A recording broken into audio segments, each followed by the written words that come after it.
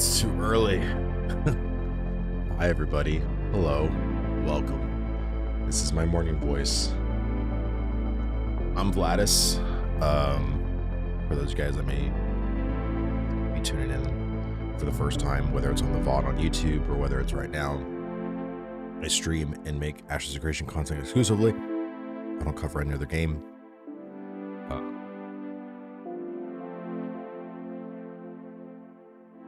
Sorry, mornings are not the best for me. I have to get some time to wake up. Ashes seems to be cooking. For those that can make it in, happy to see it. Yeah, I was told that the reviews now are mostly negative. And again, you know, I was thinking it was going to be overwhelmingly negative, which is the worst it can get. Because again, there's just so many people in the community that, I don't know, like, and people look at these reviews as like gospel. Some people look at them as like, oh my God, I'm not gonna play this game or whatever, right? And that's fine. But just like anything else, right? Like, I think everybody in the Ashes community knew something was not going to be right with this launch. And also that the launch itself was just not ready for Steam. So like, you know, is it surprising? Good morning, everybody. Welcome, Tom, reserved. Let me see, early Vlad, get that coffee going. Dude, I'm not a coffee person anymore. The caffeine kills me. I just drink water in the morning.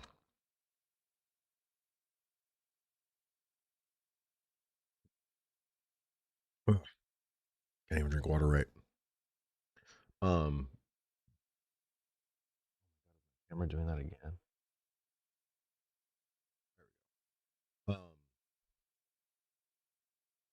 But yeah, I kind of expected it, and you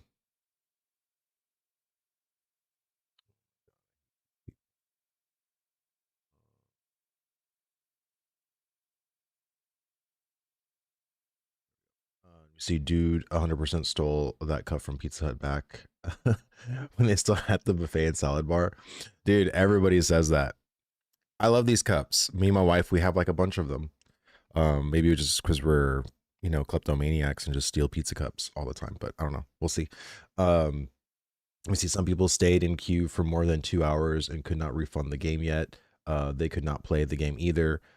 So they were justifiably angry. Yeah, I'm not trying to say that those people leaving, you know, the reviews or like I can't log into the game or whatever, you know, I'm not saying that, you know, they're not justified in their anger. I would be too, you know what I mean? But I mean, I would say most of the time with MMO launches on Steam, or just like when it's considered to be a launch of some sort, and usually early access is, you know, launches to some people.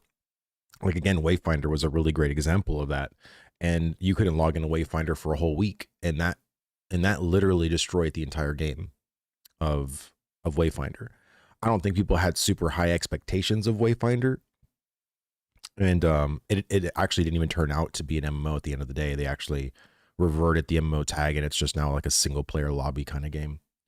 But I think mostly it's a shame, you know what I mean? And it sucks that, you know, Intrepid's websites were, you know, all messed up in the connections, and then we had like the queue issues that they finally resolved yesterday. But this is again, like, at least in my stream, and I don't know what other people are doing, but you know, I was saying, please, like, don't buy it. Wait a week, wait a couple of days even, you know what I mean? Just watch streams, watch people play. But you know, people are impulsive, people get excited, people want to write the hype. And I just feel like I understand that sentiment, but there is no hype to be had right now. Even if you were to be in game and rush and start playing, the game is still pretty hollow, like across the board. And I mean hollow in the way that players want to play an MMO. Like, are there things and loops you can do? Absolutely. But I think the average player is going to want to do content, quests, you know, have like this fixed path of things to do along the way as you're leveling. And that just doesn't exist all the way yet. It exists to an extent, but definitely not all the way. See, I think one of the biggest issues from what I've heard is that AOC promised too much and has been developing for so long, and that is what we have. So yeah, I mean, and again, I think people just expect a shit ton of work, like right off rip, and I would say that the work they've put in doesn't seem justifiable in the time they've been developing. But let's also, put perspective in, right? And this is something I've said yesterday, and I know I'm not trying to educate you specifically, but the people that may be watching that may be hateful towards that, or like angry at the fact that they've been in development for 8 years and this is all they have to show. So we're not talking about a, multi-billion-dollar company, not even a, a multi-million-dollar company with profits. We're literally talking about a company that started production with 16 people, didn't even get 100 developers until 2020, and then basically restarted when they went into UE5, which was in 2021. So we've technically been in working, on the MMO, like the MMO that we're currently playing, for about 4 years. So, when most people say, well, man, this MMO, like MMOs can be done in 5 to 7 years. I was like, well, yeah, that's 5 to 7 years with like 300 to 500 people, like all working on it, So Blizzard has 50, 60 people working on WoW. Are you talking about 50, 60 people in vanilla? Like, are you saying that when back in 2004, because again, yes, but, and this is the other thing I say too, they were also a company and working like as a team for like decades, like since what, 1990 or 1988 or something like that. And some of them got onto the project and, worked on Warcraft 2, worked on Warcraft 3 together. They had a rhythm. They had people that they knew could do certain things. Steven didn't have that. And also, if you're wanting to compare vanilla WoW to Ashes of Creation, system-wise, vanilla WoW is a real basic bitch MMO. There's really not much in-depth systems to them. Ashes of Creation is far and above more complex than 8 vanilla WoWs put together. Let me see. Yeah, I've had my access since alpha launch, and it tried it back, but then the servers were unstable, so I decided to wait until Steam launch. But even now, the server/queue is unstable, so I'm going to wait. Taking so much effort to hold off playing and not ruin my first experience. Yeah, reserved, honestly, and this is why I've been telling people to wait, man. It's like, I know it seems exciting, but this is literally the same song and dance that we've been doing in PTR and also just before you can pre-purchase alpha.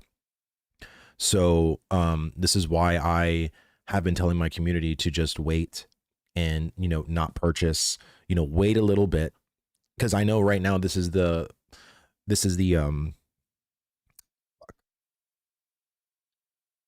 sorry, my brain is just like waking up. Ugh. This is still an alpha, right? As many people that want to be like, oh, well, it's an early access now. It's like, well, that doesn't really mean much to me nor the Ashes community. And this is why I think there's such a big division. And this is what I knew this division was going to cause being on Steam, because average gamers don't think the way I do or the way the community does. So that's why I didn't want it to go on Steam, because it wasn't ready for it.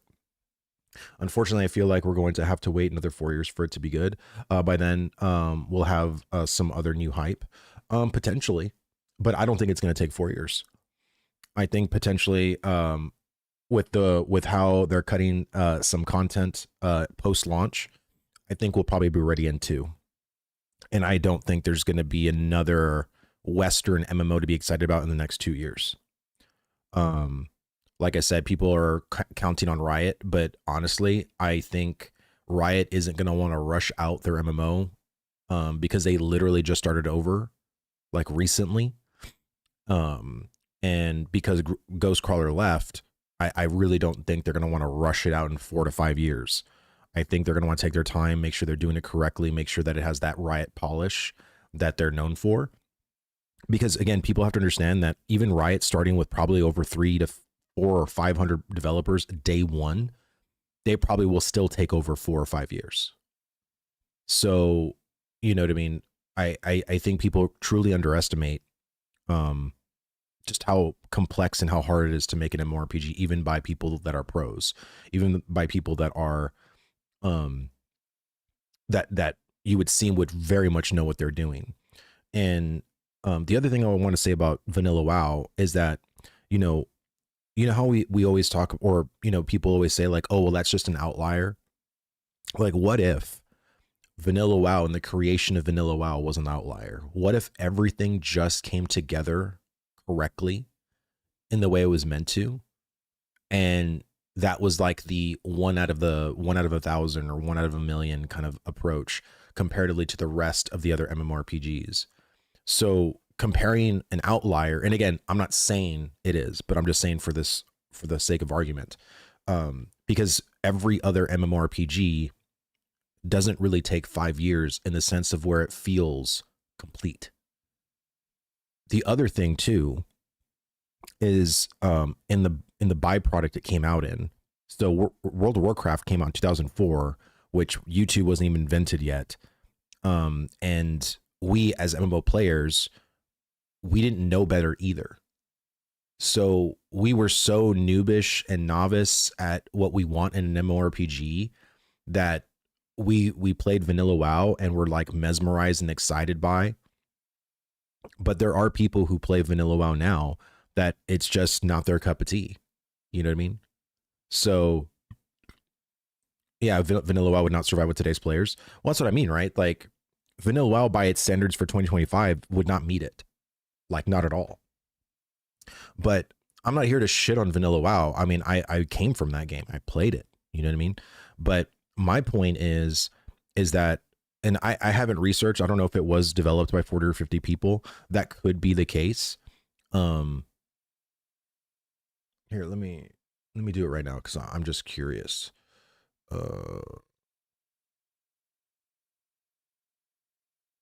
Many developers created Vanilla.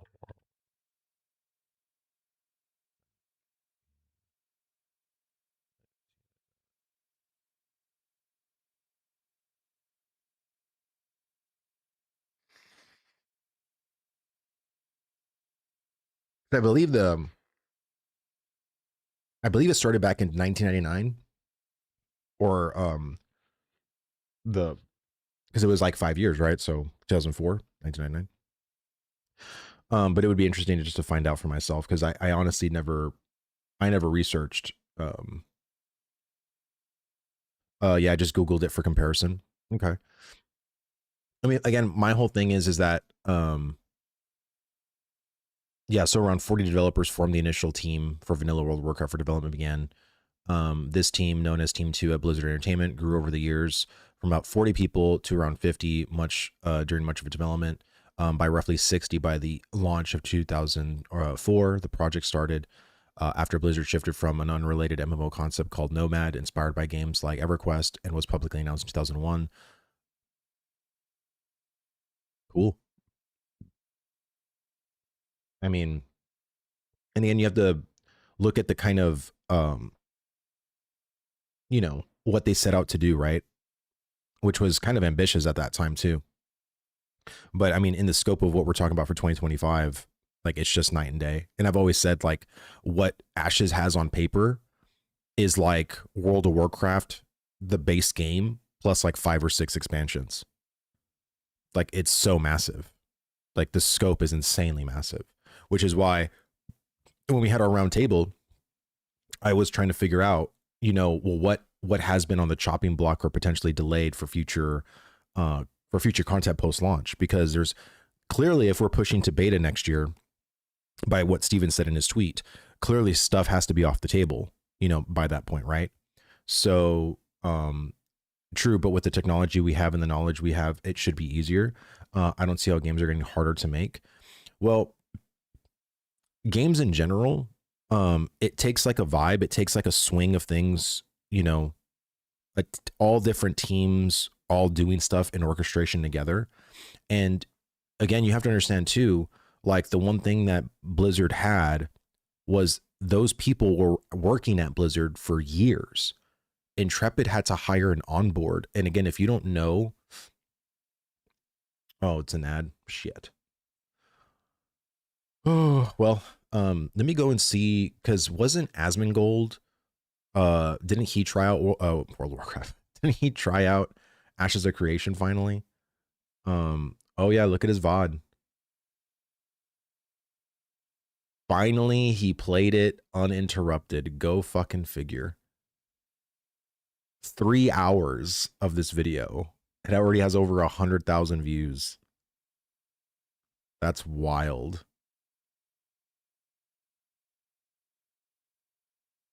So I'm curious, how, when I go to Ashes of Creation, how do I look at reviews? Is it under discussions? Like, I've never actually looked at like reviews for a game on Steam. But if I scroll down, I see my review. And I don't see like where I look at more reviews. Let me go to discussions.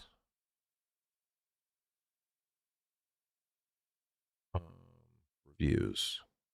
Here we go. So yeah, discussions, reviews. All right, so let's look at some of the reviews here. All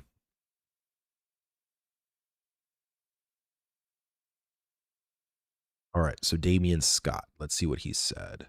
This was almost 3.5 hours.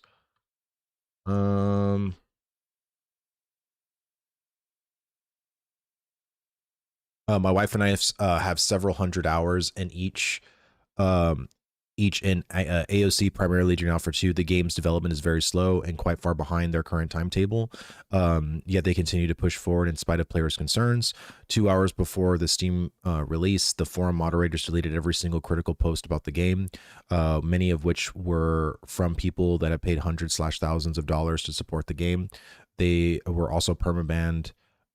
Many people that were posting. I was banned for mentioning that they were deleting posts. The concerns with the game are real. The scope of the game is far too great, and there is no way this game will release in a feature complete state in the next 6 to 24 months. It will likely take them 3 to 5 more years. I accept all of this when I paid for both of our alpha keys. However, the response to criticism from the series is extremely anti-consumer and makes it extremely difficult to not think about all of their prior criticisms. Their Discord forums and Reddit all seem to be the same. I dare not mention any of this in game or on the forum Discord because I don't want my $100 to be taken from me because I dare to say something. Okay, so this is such a BS comment. So where was he saying? Let me read back up, right? So people were permabanned for doing what? So is he talking about the forums in Ashes of Creation, the Ashes of Creation forums, or like what forum posts? So the forum moderates deleted every single critical post about the game. I literally doubt that they were deleting posts like that. The only time I've ever seen them delete posts was on Reddit. And again, this is just another tactic for people to say like, oh, I don't want to say anything because I don't want to get permabanned. It's trying to seem like authentically concerned for like outside people, but is also set to be malicious. Because I got to talk to my other content creator friends because I have not heard of them deleting forum posts for being critical on the game. I've seen many critical posts about, you know, them not being ready. Like this system, you know, sucks. This thing needs a shit ton of work. I've seen so many of those posts with them staying up forever. So I think this is very much crafted to be in the way of like, if I sound inauthentically, you know, trollish, then my Steam review might get taken down because they have actually taken down Steam reviews that I have seen. And those are the ones that are basically like the troll, like I'm going to leave a review for like, you know, 0.1 minute in the game. And it's just like this insane you know, shit talk kind of thing. Hi, mama. What, mama? Here, give me 1 second, guys.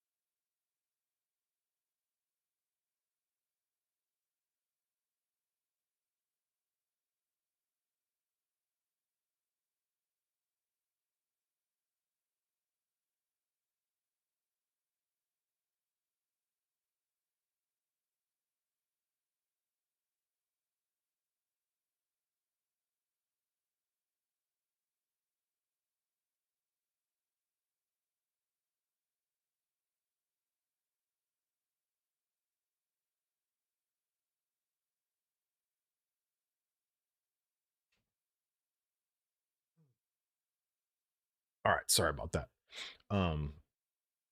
My little one spent the night at my father-in-law's house, and I you know, she just likes to see me. I'll put headphones on yet. Okay, so yeah, I don't know. Like this review, I don't know if I would really give it credence just yet, to be honest. Oh, so that one came out. Okay.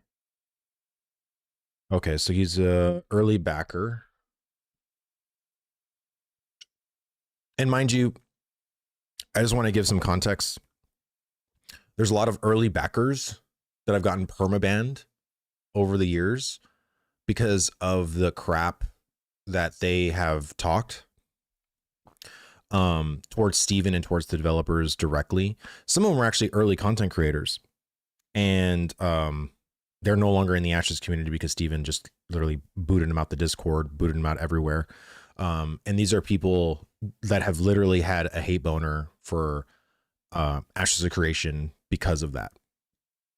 And, you know, think of like narc on steroids kind of thing. But this was back in like 2018, 2019. There were several content creators back then that were making a huge stink and being very, not just negative about the game, but just literally being very direct towards Steven and their developers in a very hateful way constantly.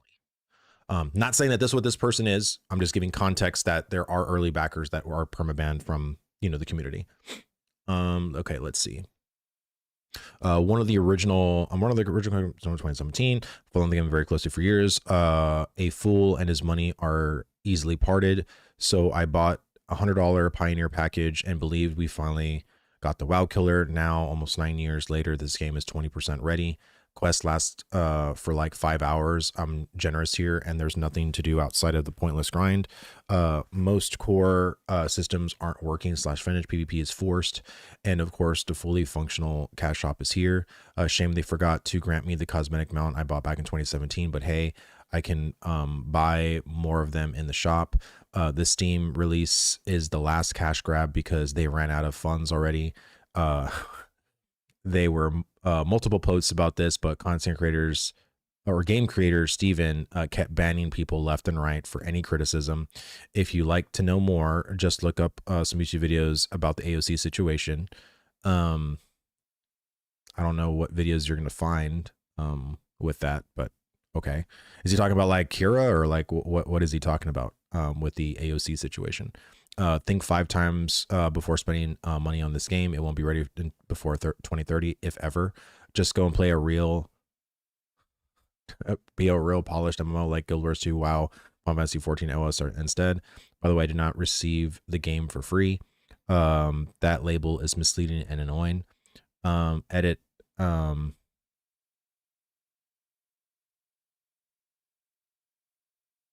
Especially loving comments calling me names because game is still in alpha. I should cut devs some slack. Give more time to code. Guess people have forgotten that Alpha 1 started in 2020. No, Alpha 1 was 2021, but okay. Same with your opinion is invalid because you have 0.5 hours in Steam. Let me see, simply put, AOC is not good. Development is too slow. We've hit the 10-year.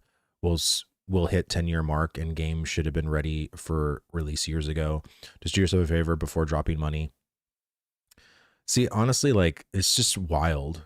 Yeah, you lost me at original backer.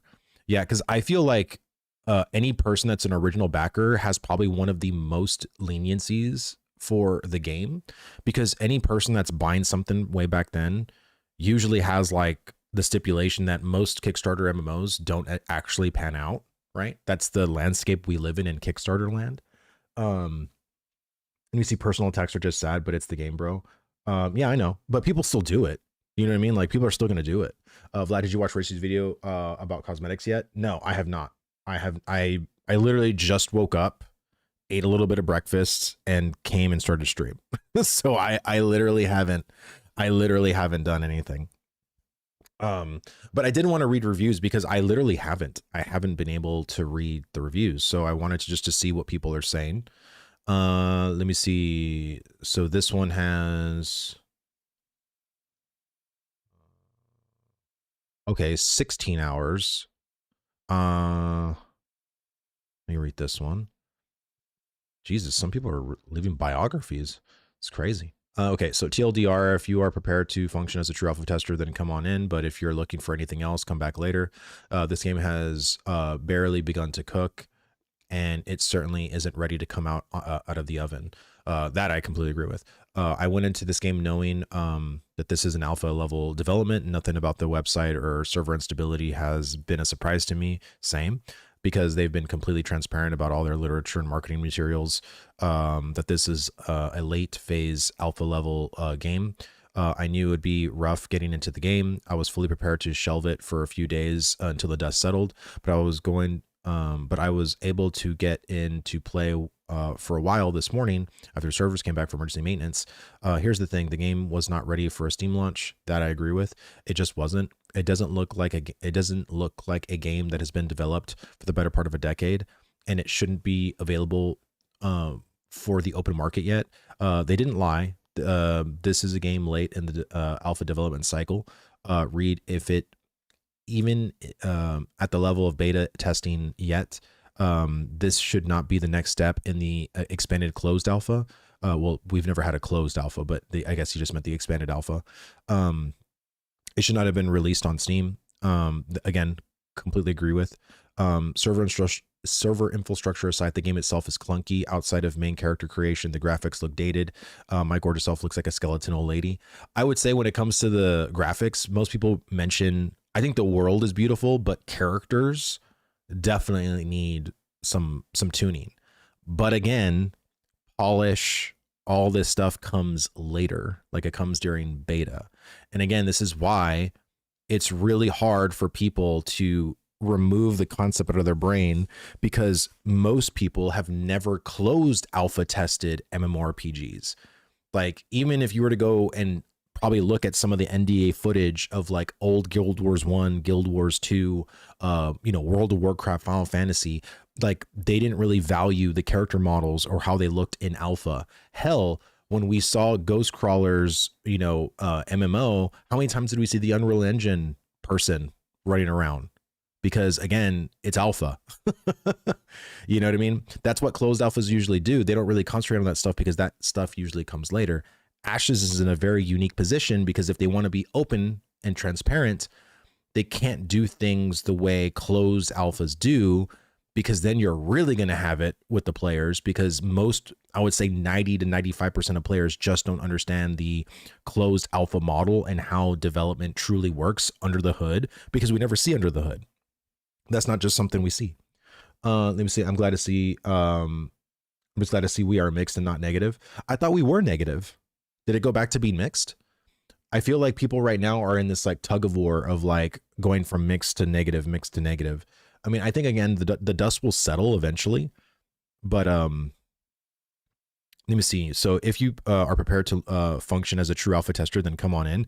But if you're looking for anything else, come back later. This game has only barely begun to cook and is certainly not ready to come out of the oven. I actually agree with this post. It's actually, to me, it seems very positive, but I can understand a person not recommending it, because technically I'm doing the same thing. Like if I'm saying like, hey, like come back in a week or whatever, if all these stipulations, and I basically preface like all these things, if this is the kind of person you are, then go ahead and do it. But if this is not the person you are, then don't buy it. Like wait. And that's like me saying like, no, thumbs down. You know what I mean? Like, but it's not, I don't know. Like if I were to read this post, I think this is a very actual sane post. Let me see. Mounts don't unsummon unless you dismount a certain way. I mean, there's probably some things that here that could be a little, but I mean, I would say for the most part, it's 98% correct. Like there's so much lighting issues. There's like the graphical issues of the players. There's like, you know, yes, people do get stuck. You know, there's even some stuff with the combat that's a little like, you know, slight delay, you know, in certain times or whatever, but that could be latency. That could be server worker problem. You know, it's, you know, again, alphas are not meant to be polished. Alphas are never polished, to be honest. We're at 58%. Oh, okay. Interesting. It shows different things to different people, and it disaggregates Steam buyers from purchase through other means by language, etc. Interesting.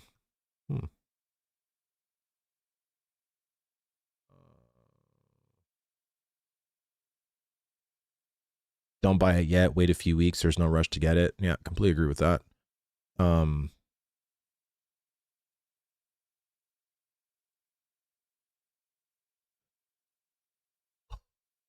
I wonder how many Steam reviews. Excuse me. I wonder how many Steam reviews are literally just about the queues and all that other stuff. Been 2 days of waiting at the queue screen, which apparently Steam counts as playtime. So I went to request a refund. It was automatically denied because I extended 2 hours. Absolute waste of money. Yeah. And this is why, like, you know, I know some people aren't going to watch my stream, but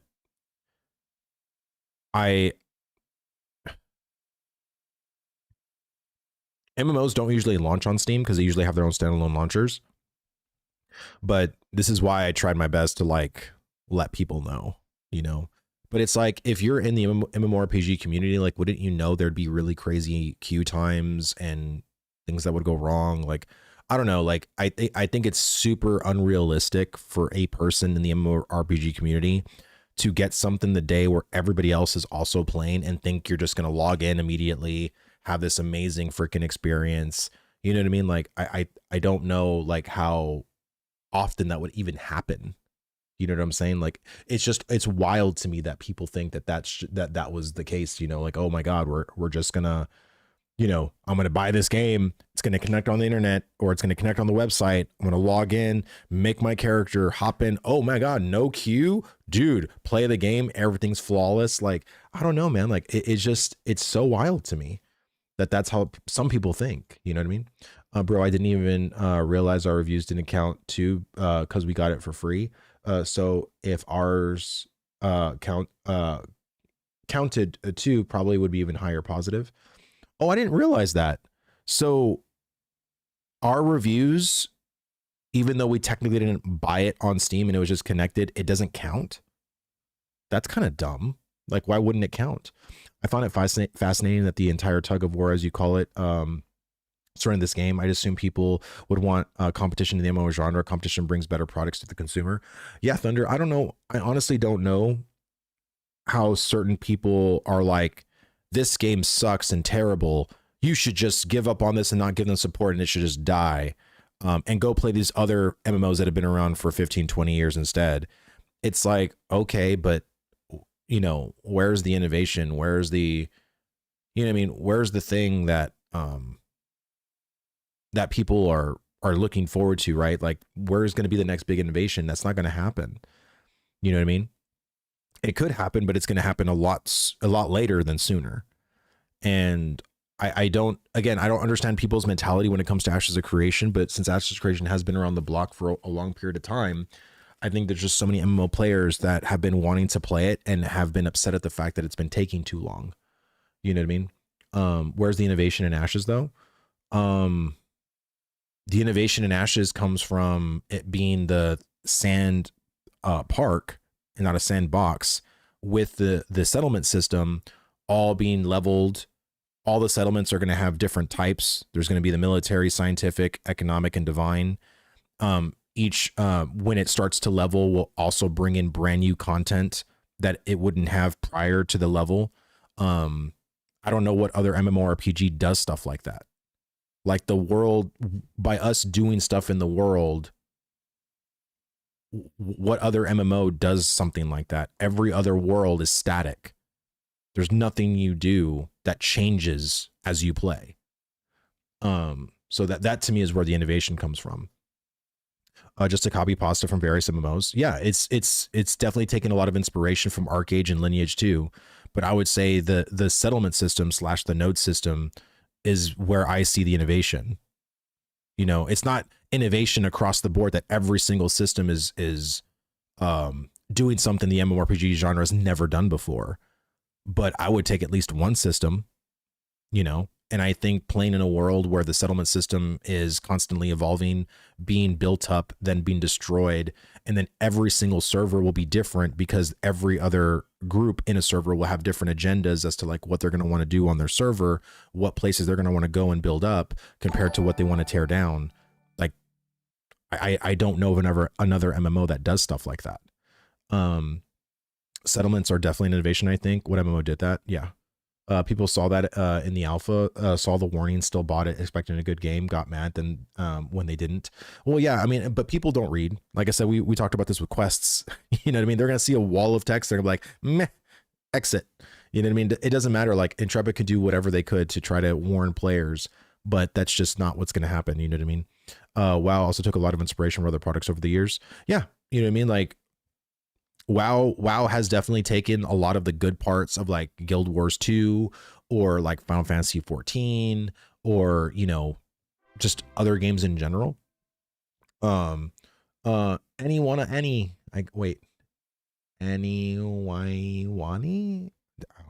It's too early in the morning, brother, but thank you so much for the follow. I appreciate it. Still waking up here. I'm sorry. But it's glad to have you. Hope you're having a good morning so far. Let me see, guys, he said innovation. That's what I was curious on what he meant. Or innovative. Yeah, no, man. I mean, it's like I said, no hate, man. I'm just saying for me, I think the settlement system is probably one of the coolest things that an MMORPG has done so far. It's too early in the server lives to see how much impact of actions that are available for settlements. No, I would say currently the settlement system at its current state is very basic. There isn't anything like opening up other than like the dungeons, like until like Marilith hits what is it, stage 2 or stage 3, Oakenbane Keep will stay closed, right? And then it has to reach a certain bracket for Carfin to fully open. So there are like some things that get open based off settlement progress, but it's nowhere near what it's going to be once the settlement system is fully completed and fully fleshed out. Star Wars Galaxies has player-built cities that got different features as it grew.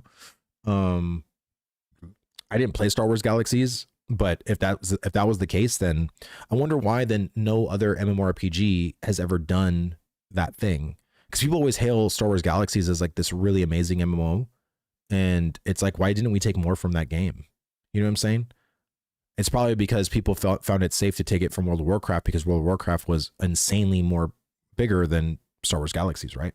Um, I am. Thanks, hope you're doing okay. Yeah, man. Sorry, I have early morning voice. It takes me a while to like pep up and get my energy going, but I appreciate that.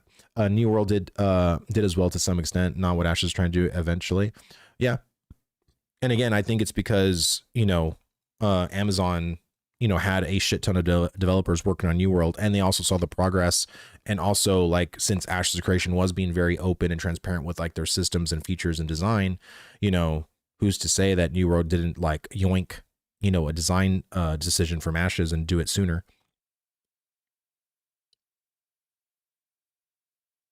It's funny to me that people are all like, when the corruption system or the Harbinger system was coming out or whatever, and we were gonna have like these corruption zones and all that stuff, and then people are like, oh, New World did that. I wonder how they got that idea. You know what I mean? Like that's kind of the thing that I've been like curious about, is like how people are like understanding like how New World was able to get certain things. And you know it's because Ashes was being open, and being open is not only for the player's benefit, but it also could be for people developing MMOs' benefit as well. um yeah, so if I had to guess, I just found Richie's video. I just saw the title. It says Ashes Creation Early Access has a cosmetic shop problem. So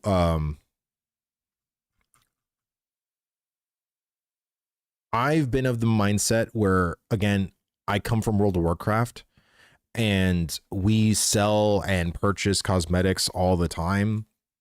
A lot of MMOs do it. And people take Steven's word as gospel and think that shit can change eventually.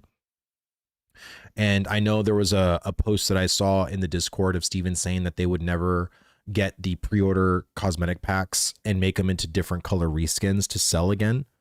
And that's what they did. Right. So the cosmetics that I was showing off yesterday, the golden one, that was a cosmetic pack from 2019. And uh bro, mean hat, I agree. Thank you, brother. Let me see. I'm playing Star Wars Galaxy Legends right now. It's still the best MMO in my opinion. Yeah, a lot of people love that MMO. Like I said, I mean, it's just kind of crazy that we don't have more features from that. I think fundamentally AOC needs to work on its world, audio, and animations. Oh, of course. I mean, they're still not done. There's still so much on the table to do and flesh out. I am not a defender of New World, and I don't think they were worried about Ashes, just the timeline alone. Yeah, I think honestly the timeline is, I think, what most people are um are upset about, right? Like in the sense of like, we should have had this MMO already. But again, you think of like a game like TNL that took 12 years to finally come out in a launch state, and there was constant restarts, constant things that people were you know, whether they want to justify it or not, right? I mean, my whole thing is that I don't know how big TNL is. I don't know how massive that game is because I don't play it, nor do I've ever watched any kind of review or, you know, thing about it.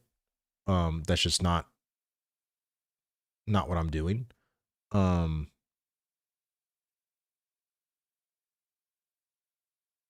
let's see. Do you think Ashes should have taken 3 to 6 months, maybe longer, offline work, um, and leave it behind closed doors, and then launch EA so that they don't have to service a live game as well as dev time at the same time? I would say, why is my chat not working? Hold on, guys. I'm so sorry.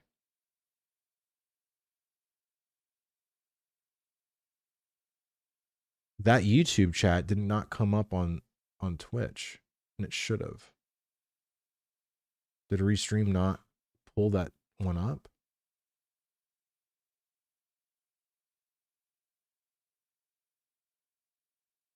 Here, hold on real fast.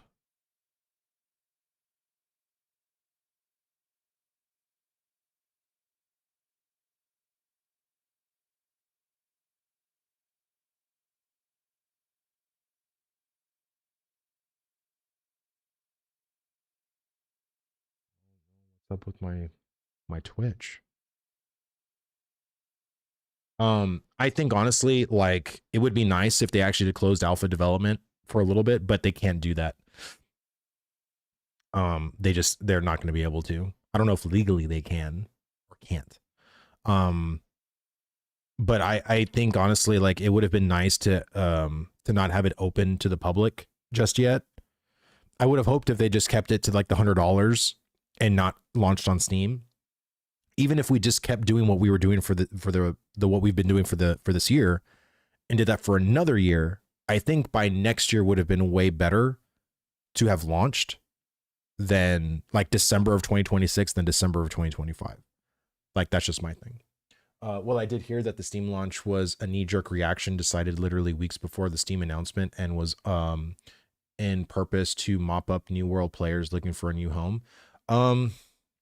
I don't think it was for the purpose of swapping up New World players to find a new home. I don't think that's what it was. If you watch Zybak's video, I think that's realistically what it was. I think, you know, not saying they needed the finances of people purchasing through Steam, but they probably needed to show their bank for their loans to get like potentially better interest rates or potentially even more money to last until a hopeful launch. That to me seems way more realistic, because even if we had a very positive launch and we got like, you know, like 1 million players, we would have got like what, almost like $2 million, which is a drop in the bucket for a company that needs to make like 20 to 40 million just to sustain annual budgets and salaries and all the other stuff. Like, so to me, that doesn't kind of make sense. Why do you think Asian MMOs are smashing it online? I'm not a fan of Asian MMOs, but I would say that Asian MMOs usually do really well worldwide because there's just a lot of people that don't mind the pay to win. And I think when it comes down to people's time, you know, like if you don't have a lot of time to play, but you have a lot of money, then those MMOs seem very attractive to those people. But I value progress more so than swiping my card. And I think that's what the majority of people in America like too. So, I mean, are there people in America that love to like swipe their card? I mean, there's like people spending shit tons of money, like tens of thousands, hundreds of thousands of dollars on like Diablo Immortal, which is like, I don't know. That's freaking wild to me. Oh, interesting how it would see their current finances. Yeah, I mean, again, like I think that's just more realistically why they went to Steam, than to try to nab players and get money from us. Like I said, even the money would be a huge drop in the bucket for them. Like it's not, they don't need the Steam money. I think they need something more of a collateral to show like, hey, our game, you know, has like millions of registrations on our website. We went on Steam and look how much follows and wish lists and all the stuff we've garnered, and that just shows the bank that there is a clear interest in the project, which then could give them better interest rates, you know, a larger loan, or even potentially more time to pay it off. It just, you know, there's so many factors that it could have done for them. Let me see. Thing is, you're not going to give them a new home. The game isn't ready. You want testers. That's why the timing was bad. Yeah, no, again, I completely agree. But I would rather have taken this bad timing as someone who's been in this community for a long time, over them not doing it and then a couple of months later announce that they're just shutting down because they just don't have the money anymore. Right? Like, we've already had like 4 major blows just this year. I don't need this one too. And as much as people want this game to fail, like I really don't. I find this game to be really a lot of fun, engaging. I've made a lot of friends in this community, and you know, I don't want this game to just poof, you know. And the reality is that startup companies like Intrepid need money to survive. Every company needs money to survive. And I just don't understand how people are so willingly able to give money to billionaires, you know, whether it's like Blizzard, NCSoft, you know, Activision, you know, EA, you know, whatever, right? And then, oh, but let's not give money to this company because of shady practices. Bro, what multi-billion-dollar company is doing amazing white practices, you know. Oh my God, like Blizzard's never done anything shady with their finances and like manipulating their gamers. Who would do that? Like, you know what I'm saying? Like, I don't understand this purity test that, you know, Intrepid needs to do when literally every other major company has failed in that same purity test. What the fuck are we doing? Like, it boggles my fucking mind. You see, they launched it on Steam and they can't even handle 30K players on Steam launch. Was so idiotic, man. Yeah. I mean, again, like, this is their first time working with Valve. And whenever we were able to handle 20,000 when it was just us. That was numbers, I believe, like whenever we got Alpha 2 Phase 1, I think we had like a currency of like 20,000 players playing, and we handled it pretty well. But again, there's a lot of stuff now between Valve and Intrepid. There's communication. There's things that Valve handle exclusively now that Intrepid doesn't. So, you know, it's just a different workflow now. They got to hammer that out, you know? So it's just, it is what it is, right? Steven said on Reddit that their weekly OPEX was 800K. Give some perspective. What's OPEX? Their weekly OPEX. I don't know what that means. I agree. It's likely a bank problem, or they could have ended up having to sell a title to a huge publishing company. Yeah, that's the other thing too, right? Like, oh, we signed a publisher with NCSoft. You know what I mean? Like, oh my God, I'd fucking die. Because, you know, Blizz will deliver. That's the difference. So you would rather endure their shady practices because you know they deliver, but they're still shady, right? They still sell you WoW token. They still sell you like cosmetics. They still sell you like all these different things, like, but we're okay with that, right? And again, I'm just being facetious in that because I've always been okay with it as a WoW player.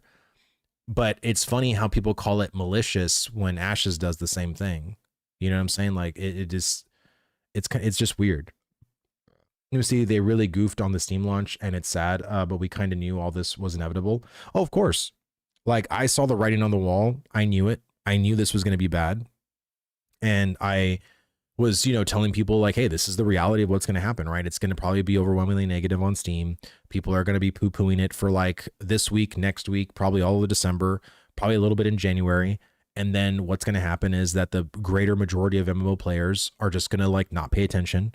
And then it's going to go, you know, about a year later, potentially, until we get to like beta or something like that. And then Force, Asmin, you know, S-Fan, all these major streamers are going to then play it again once we're like at beta launch or like we're close to like the actual release. And then this is going to potentially happen all over again, either in a good light or in a bad light. And I'm hoping that we can get enough done between now and then to actually form it into a good light. Like, that's what I'm hoping to. But I always said this too. If you look at my earlier VODs, like even just last week, I was saying that even if Ashes did everything correctly, and even if Ashes had all of the content out,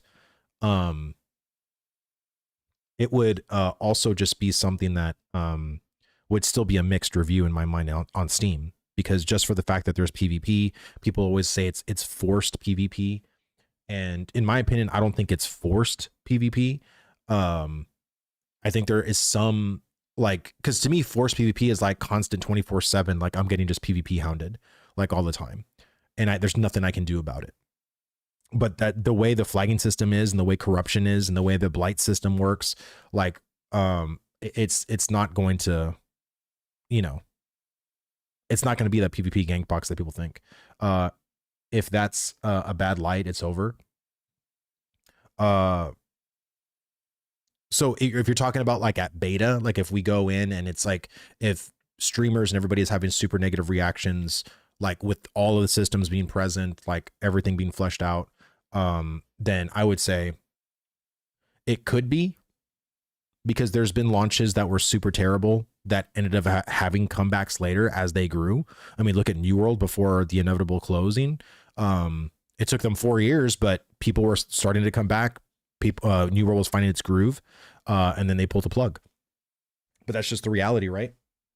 Multi-billion-dollar companies want profit on profit every year, and I'm sure New World was a loser for them and Amazon already has Twitch, which is also a loser. Twitch is not profitable. So to me, it's just it's not the same thing. You know what I mean? See, yeah, I did not tell Steven that corruption system isn't unintentionally overtuned. So maybe on launch, PvP will be more forced than what it is right now. It potentially can. I mean, and we'll see. I think overall, like, we're just gonna have to see because that's going to be reputation too. Players are not used to. I think guilds are more likely to throw away reputation, but it'd be interesting to see how players would throw their reputation. Potentially not. It just depends on the kind of person they are. Yes, that's what I meant. Oh, okay. Steven should have had moved his HQ to India or China. I honestly believe Steven should have moved his headquarters to Texas. Texas has better tax incentives. Texas is not as expensive as San Diego, California, but that's where Steven grew up, right? So I mean, I understand that he kind of wants to stay where he lives, but man, if he would have moved to Texas, that would have been way better for him. There's so many gaming companies that actually being built in Austin, so like it'd be pretty amazing. How's the alpha stage testing feels like? How's the alpha stage 2 testing feel like? Still garbage. I would say if you are looking for a completed game, it is definitely not. And if you want a more streamlined gameplay, it is a little streamlined from 1 to like 7, 8, but then it really drops off. So I would say for the majority of people, this game is not ready to be played by the majority of just the average MMO player in the genre. That's for sure. For me, AOC's biggest issue, even though people are shouting it's only alpha, it's the basic functionality of people getting connected via the website or logging in are not alpha technologies. They dropped the ball on this hugely and are moving really slowly on resolving it. Yeah, I mean, I'm not trying to say that wasn't a misstep. That was a huge misstep. And I think there was also like maintenance on the day that it launched on Steam. And I don't know if it was maintenance due to all the issues or if that was just its daily maintenance, but I mean, that was a huge fumble too, if that was the case. But yeah, I mean, Intrepid did definitely drop the ball there 100% because they still haven't announced like what really happened, which is really weird because they've always like Steven will always come on and give us like these paragraphs as to like, oh my God, this major issue was because of A, B, C, and D, or like, we're doing, X, Y, Z to like fix it and stuff like that. We didn't even get that, which was kind of odd. Because we normally always get that. One thing is for sure they need more quests. I don't mind grind, but again, I wouldn't mind a lot smoother with some chain quests here and there, even if some hidden quests for on the purpose of sandbox. Yeah, I think ultimately like people would rather quest grind than mob grind. I think that's the majority of what players are used to. And we'll see. I mean, if this is a philosophy that Intrepid is trying to adapt now, because I thought that they were going to adapt more of the grind mob model. And it's very interesting to see what they're going to do. But I think sandboxes typically always have options for players, right? Theme parks are the ones that are on rails that kind of force players into a certain direction and that direction alone. So I would rather just have the options to do what you want to do. If you want to quest grind, do that. If you want to mob grind, do that. If you want to just do professions, do that. Ashes should be a game of options, not a game of this is the only soul path that you can do optimally, and that's that. Like that's kind of how I feel about that. Maybe they can't say everything. If the issue had a Steam portion to the cause, they can't disclose another company is part of the issue. Potentially, Hoovesy. I think that could be a realistic, play to it. Like, how do we not know that this was more Steam dropping the ball than, Intrepid?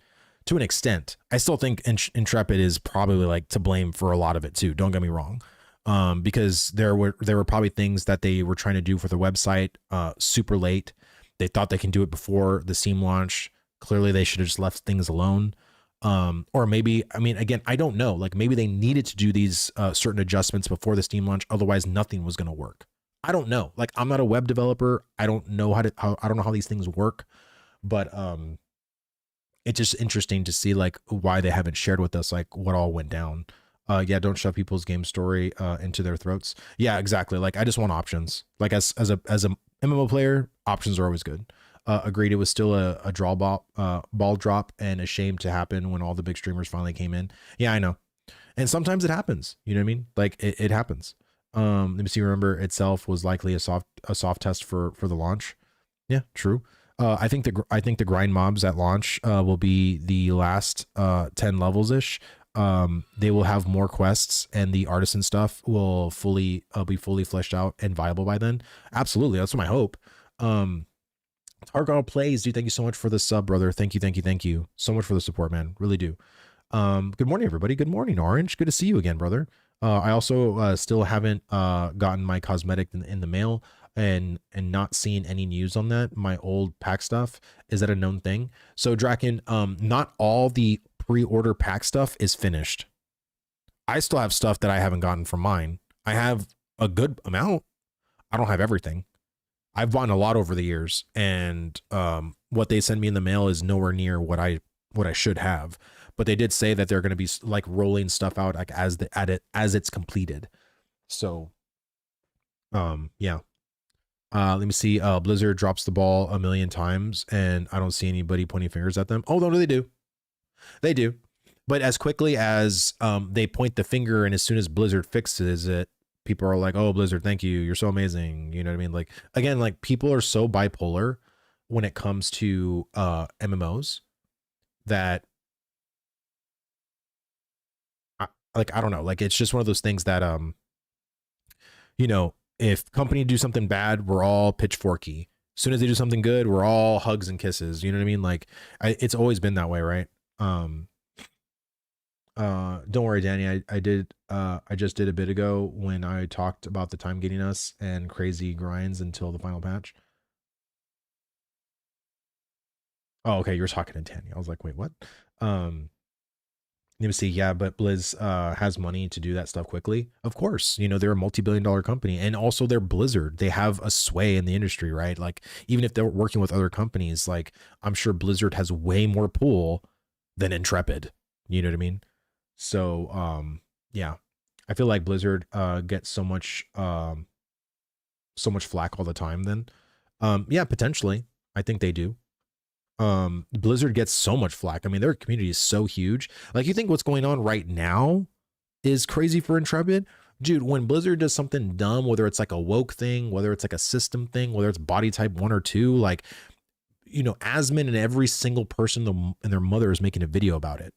Like Blizzard is not a stranger to negative publicity. You know what I mean? So, yeah. Um, I don't understand what's happening with my restream because I'm getting YouTube on my OBS chat, but YouTube is not coming in on Twitch.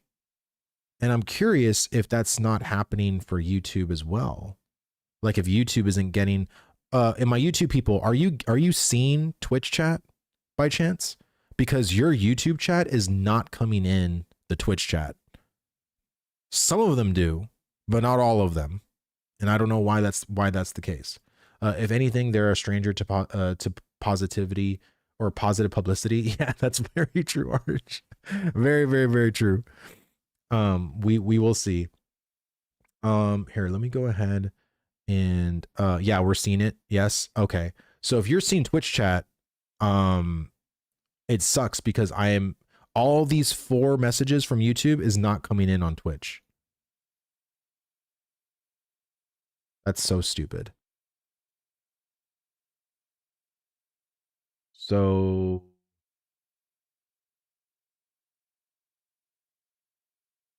I see Twitch. Yeah, so there's a restream bot message right here on yeah, I see YouTube now. Yeah, this one comment out of the 4. Like I'm just curious as to like why it's not all coming through. Yeah, one singular comment when there was like 4 there. Like that's so dumb. Um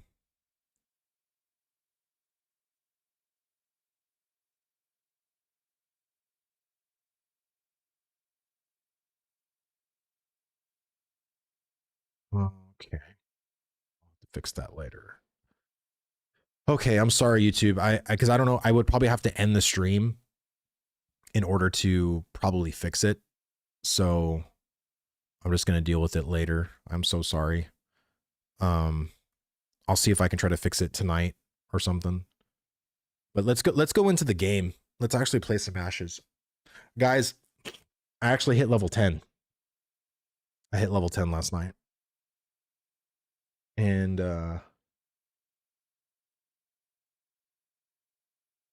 thank you. See, dang, not a casual, already level 10. I mean, honestly, I've been playing the game. Like I know all the little secrets, and not secrets really, but just I know all the pathing. Like, you know what I mean? I've done this on PTR so many times. I've done it for multiple phases. Like, so this isn't a new song and dance for me, right? But I really haven't been trying to kill myself playing either. So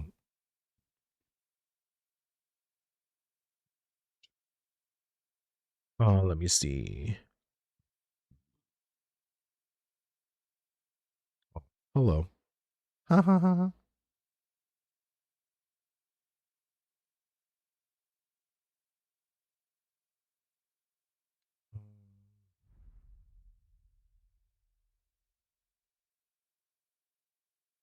Shit, let me fix this real quick.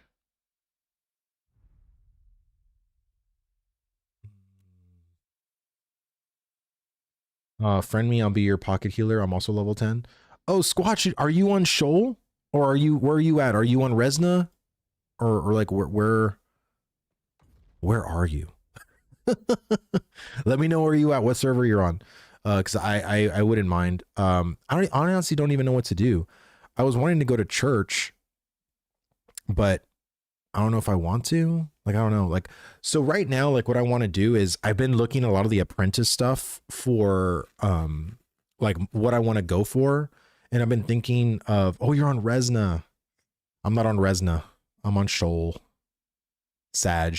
Big Sag. How to make a crate to do sports fishing. So if you want to do a crate, you have to go to a crate packing station and you got to pack fish. So if you're here, you can go, here. See, it says agricultural supply laboratory and crate packing station. So this is where you need to go to do that. I'm level 6 on Shoal. Awesome. What class are you playing, Kurt? I'm curious. But yeah, so that's where you need to go to like make like, but I believe this is there's different crates that you can build. So just make sure you build the right one. You know what I mean? But I was actually looking in here and I was looking at apprentice stuff because we've had a lot of problems in the past with like apprentice bags. And I was like, oh my God, apprentice bags are actually going to be quite cheap to make, which made me really happy because apprentice bags were literally beyond expensive. Like it was 11 gold to buy an apprentice bag. 11 gold, not even joking, no meme. And if you look here, it only takes 8 linen thread, which is just 8 flax, and then a 1 bluebell thread, which is just 1 raw bluebell and a bluebell. Or what does it take to make a bluebell thread? Hold on, I forgot. Bluebell thread. Processing. Oh wait, no, I can't do that.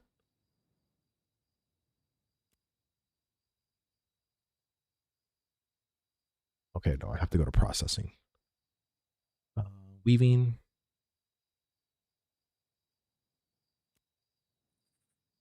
Oh, wait, did they fix that too? Wow, this is even easier now. So the processing cost is 5 silver for 1. Ooh. That isn't that bad since you only need to do, what is it? What was it, like 1?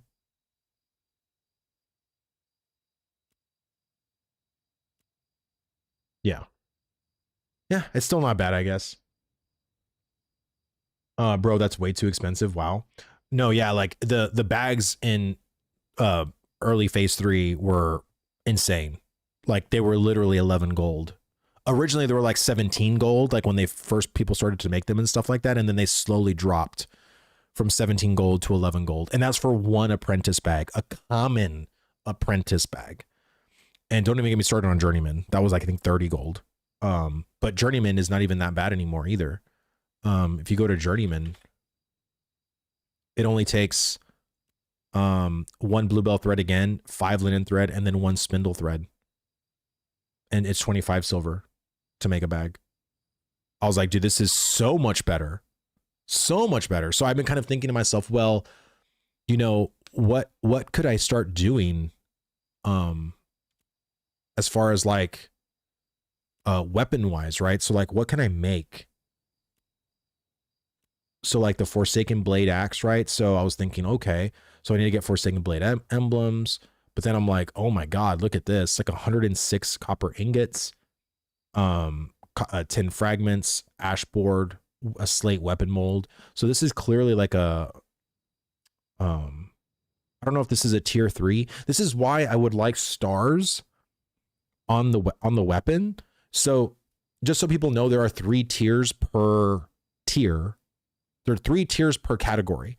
So there's the novice category, the apprentice category, and journeyman category. And then, like I said, there's like item level 3, item level 6, item level 9. So item level 3 is like your base tier. Item level 6 is your second tier. Item level 9 is your third tier. And of course, the third tier is always the most expensive to make. That is the third tier. Okay. So I would assume, right? Because that's insane as far as materials. So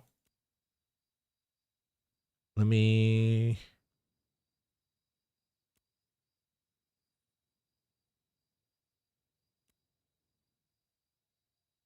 So this right here, 13. So this probably was like, I don't know, this could be tier 2, maybe? 10 ash boards, 20 copper ingots, and 13 final touches. Doesn't seem that bad.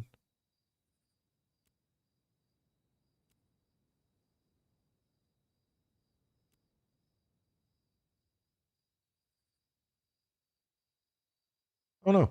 It seems I'm just excited to see like what I can potentially make as an apprentice, but I'm also trying to hammer out like what professions I want to do. And I'm thinking I'm going to go herbing, lumberjacking, and mining.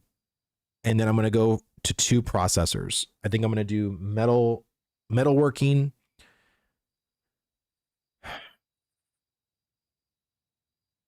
think I'm probably going to do metalworking and weaving, which I still need to do lumber milling, but I'll just save that for someone else.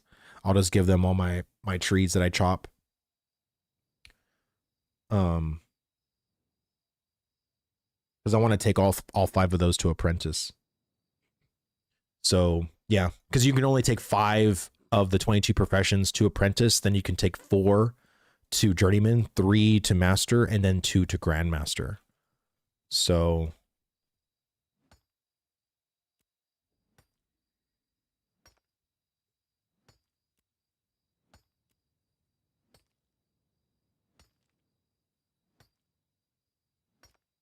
okay. Excuse me. Sorry, I'm so tired. I didn't sleep the best last night, and I almost slept past my scheduled time to stream.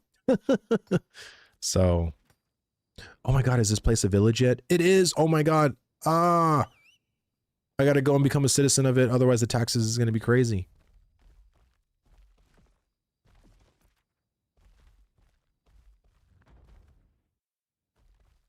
What the heck? Oh my god, I thought I was gonna be kicked off the server. I was like, oh. Oh my god. Oh.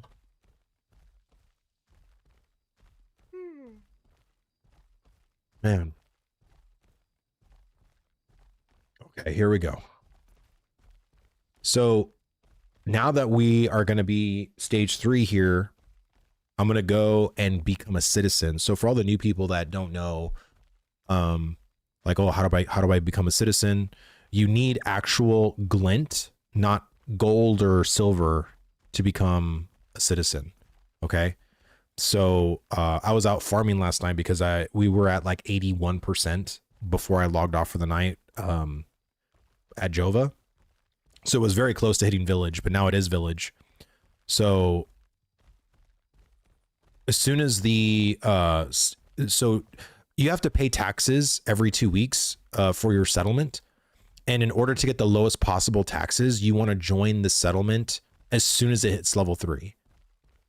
And you don't have to join Jova if you don't want to. Like, there will be other settlements in Riverlands to become citizens of too. But just for FYI, if you become a citizen early, you will pay the less amount of taxes compared to people who join as a citizen very late. So it's like a early first come first serve kind of thing. So you come up here in the settlement for a village. See how there's like buildings and stuff like that now. And then I believe you have to go in here now.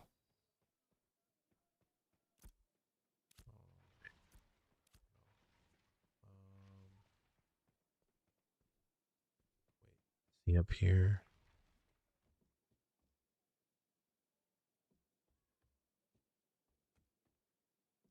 Air reputation vendor.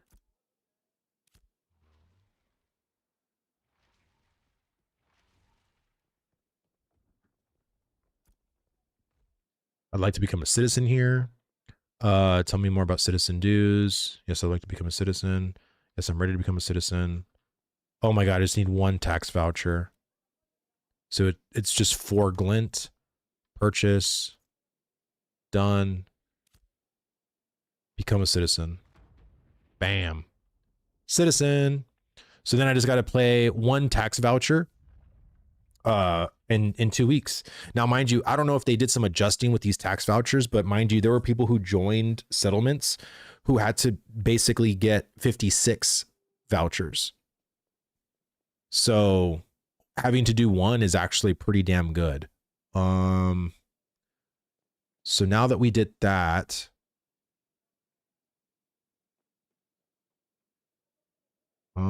actually I want to purchase some more just so I can have in the bank.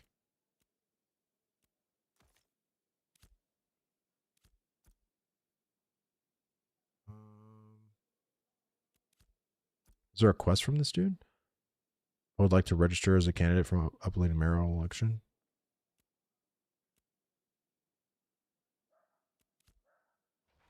Okay. All right. So now that we're done doing that, I want to show you. If you hit N on your map here. Damn, nighttime in this game looks so bad. Yeah, it needs a lot of work as far as the lighting. Like especially when you go, like the lighting outside isn't so bad, but then when you go into certain areas that are inside buildings or inside caves and stuff, the lighting adjusts so crazily. So yeah, there's still, like I said, a lot of adjustments that need to be made when it comes to lighting for sure. So, let me just explain. So now that I'm a citizen of Jova, you'll see here citizen reputation. I'm a peasant. Okay. So, go up here. So earn reputation by completing mayoral commissions, buy orders, or assisting with construction projects in Jova. View rank benefits in the affiliations tab of the character menu. So we can see here, like there's no extra buildings plotted right now because it just hit village stage, and we also don't have a mayor. Mayors get elected in, so we gotta basically do a mayor first. This is the mayor commission board, but you're not going to find anything there because there isn't a mayor yet to institute those quests yet. So really, the only 2 things you can do right now to get your reputation up on a settlement is buy orders and doing construction crates. So you will see things across the settlement that are these little boxes. And let me go and see if I can. They're usually in the back. Like this right here. So if I go here, hit V. So this thing needs 20 herbalism construction supplies. And each time I turn one in, I get experience for my settlement. So I increase my citizen reputation. The other thing you can do to increase your citizen reputation, and mind you, this is very important, because now that I'm a citizen, there is a storage person right here. And if you notice here, this is like 5 gold to buy another items storage. But now that you see I have another tab and I can buy an additional tab. So that's a lot of storage. But once I go from a peasant to a commoner, this tab here only costs 1 gold instead of 5. So it's really, really, really good. Blindside, thank you so much for the 100 bits, brother. Thank you. Good morning, Vladis. Saw you getting your grind in off stream last night after stream. Oh, okay. Yeah, dude, I was playing the game. I was just killing flowers and earning glints and mining nodes, getting just stuff all prepared and ready. But yeah, just doing the grind, man, doing the grind. So so now that you see that, this right here. Oh no, there's no active buy orders. So the only thing I can do right now is the construction crate. Let me see.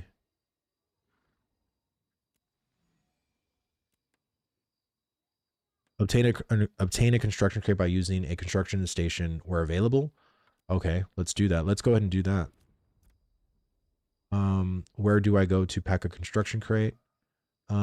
It is a little bit of a journey, but you'll have to head back to the construction crate near your starting village as soon as we get a construction house built.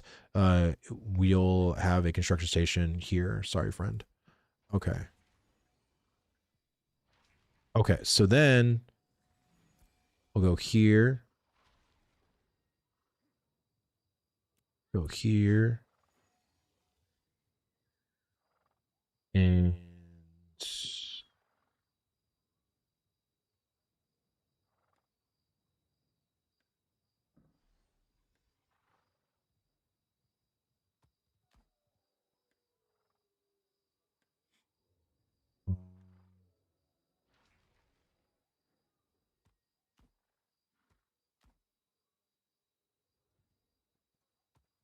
okay, so I think I need 30. So 23 or 28.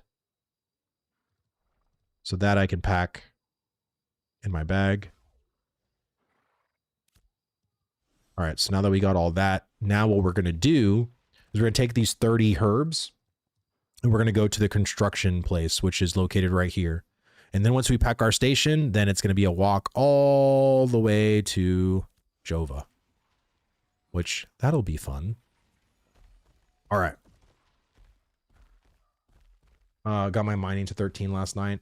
So happy to see the city upgrade so I can make apprentice tools now. Oh shit, can you start making apprentice tools?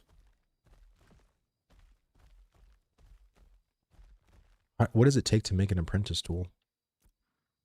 I don't even think I got my gathering to 10 yet. I think the closest one I have is mining. Apprentice mining pick. So I need 8 processed boards and 8 copper ingots. All right, so we basically just got to wait for the other processors to get their thing up. We shall see. But now that we also do, before I leave, I just want to show people. So once you have a village stage, then you have your marketplace. The marketplace is usually located in Jova right here.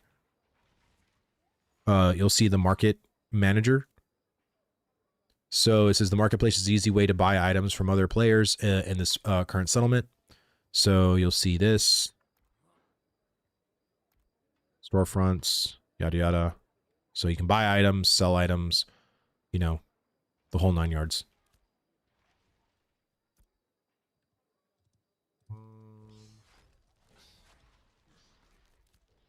Yeah, I probably won't worry about that right now. All right. Let's go ahead and get and get stuff going.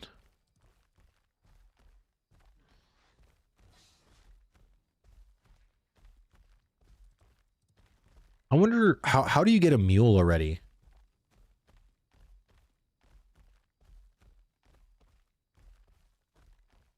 Oh shit, we got video gameography. Dude, thank you so much for the raid, brother. Thank you, thank you. Hello, hi. My name is Vladis. I am a content creator for Ashes of Creation. I exclusively stream Ashes of Creation, make content for Ashes of Creation. We're currently right now going to do a construction crate and bring it back to Jova to get citizen reputation. So thank you so much for the raid, brother. Thank you, man. Really do appreciate it. So yeah, we're just chilling here. You know, it's a chill vibe. We're doing stuff solo. We're not grinding, you know, mobs and POIs and stuff like that. We're doing stuff that's a little bit more chill. But yeah, fun stuff. Increasing citizenship reputation, because that's very important. I don't know, new players really need to understand that this part right here is something you don't want to sleep on. So whether you do buy orders, construction crates, mayoral commissions, all those things increase your citizen reputation. So always do those things. Do those things. I was AFK in game watching video game stream and got DC for being idle AFK. Oh damn. Well, welcome here, brother. Welcome, welcome. Hey Vladis, do you know what this brass key is for from the church? I'm a Church of the Seven Stars. I don't know. I've never seen a brass key before. It could be something new. We'll see what happens. I was on my horse and now it's gone. Damn, dude. So sorry, brother.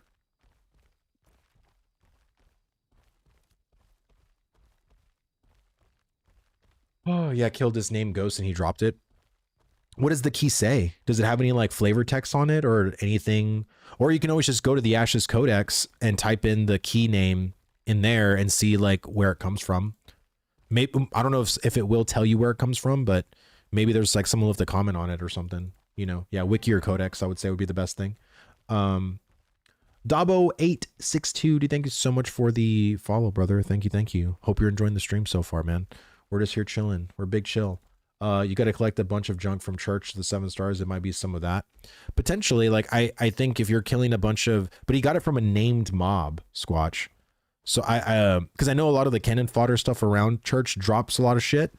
But I'm just curious if the named mob drops something a little bit more specific. A brass key covered in dirt and grime. I don't know. Maybe it could be a part of that quest where you have to gather like 3 things from ghouls and 4 things from it's like a quest that has like 5 things you need to basically gather from killing mobs there. So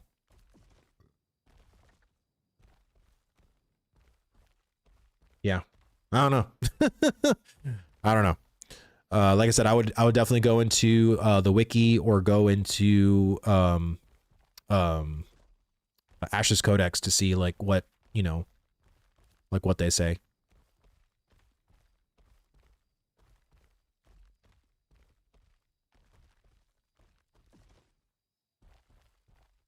Where's the horse vendor in Linehold? There isn't a horse vendor, but if you you should literally get the quest within like the first 5 minutes. Like if you just do the kill the 5 goblins as your first quest and then go talk to the dude on the corner down the hill and then go to Lion's Hold, you'll literally see yeah, you'll literally see like a main dude to talk to with a like a question or like a completion mark, and you talk to him and he just gives you a horse. So, but if you're trying to buy like another horse, like the only way you'll be able to do that, I did that already. So in order to get another horse, like let's say like your horse died and you want to like buy another horse as a backup, that's animal husbandry. So you'll need to find someone who tamed a horse and can make it into a mount for you. Like that's the only, that's basically the only other way to do it. Crate packing, settlement commodity station. Okay, so I think it's here. So herbalism construction crates. So, okay, so we can go here. So submit. All right. And then craft. Now it goes on our backs. Oh, wait, I have to equip it.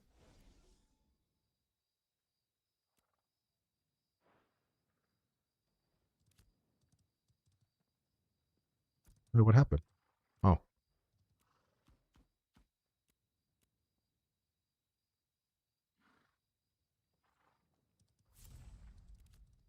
There we go. Sorry, I guess I can't exit out.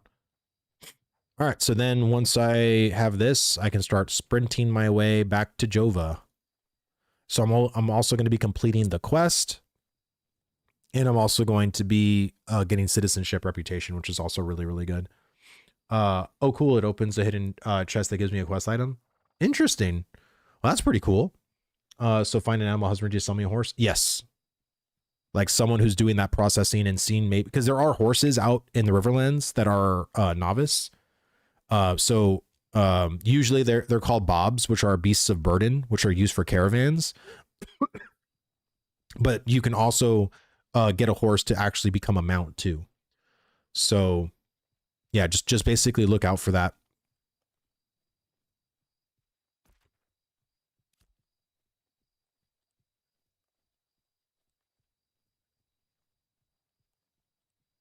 Oh my god. What up, Set? Oh, we're just here chilling. I'm waking up. Oh my god, this stupid grip. Die.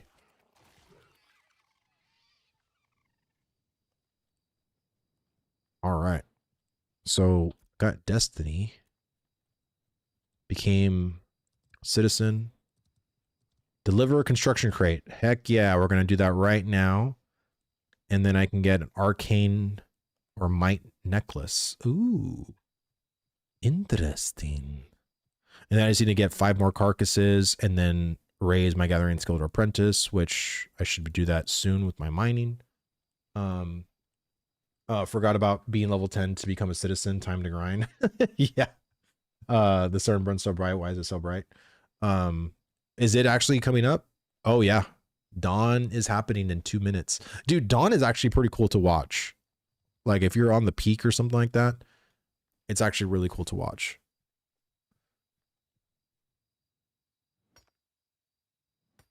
Get some basalt. Maybe I'll get some epics or something.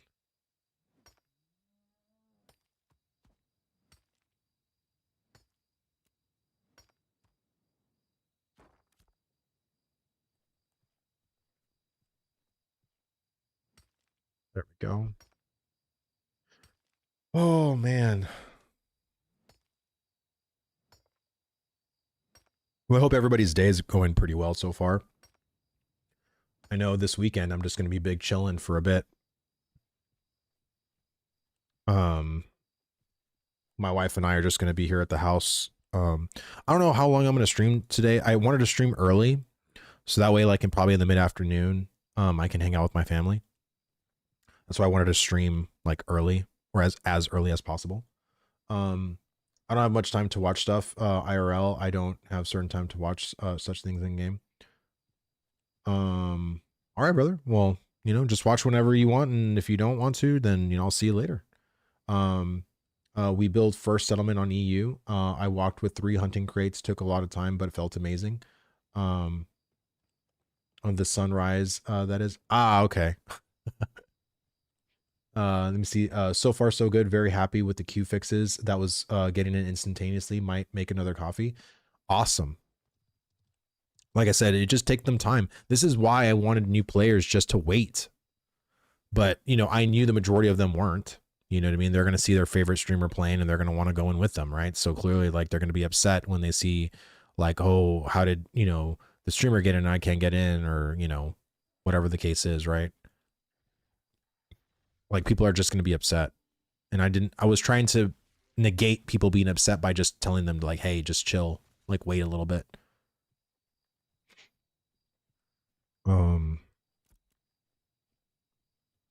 I've actually never done a construction crate. I wonder how much reputation I get for it. Because I know doing a buy order, I get 250. Man, Discord was going at streamers' throats last night. Why? Like, why were they going at their throats?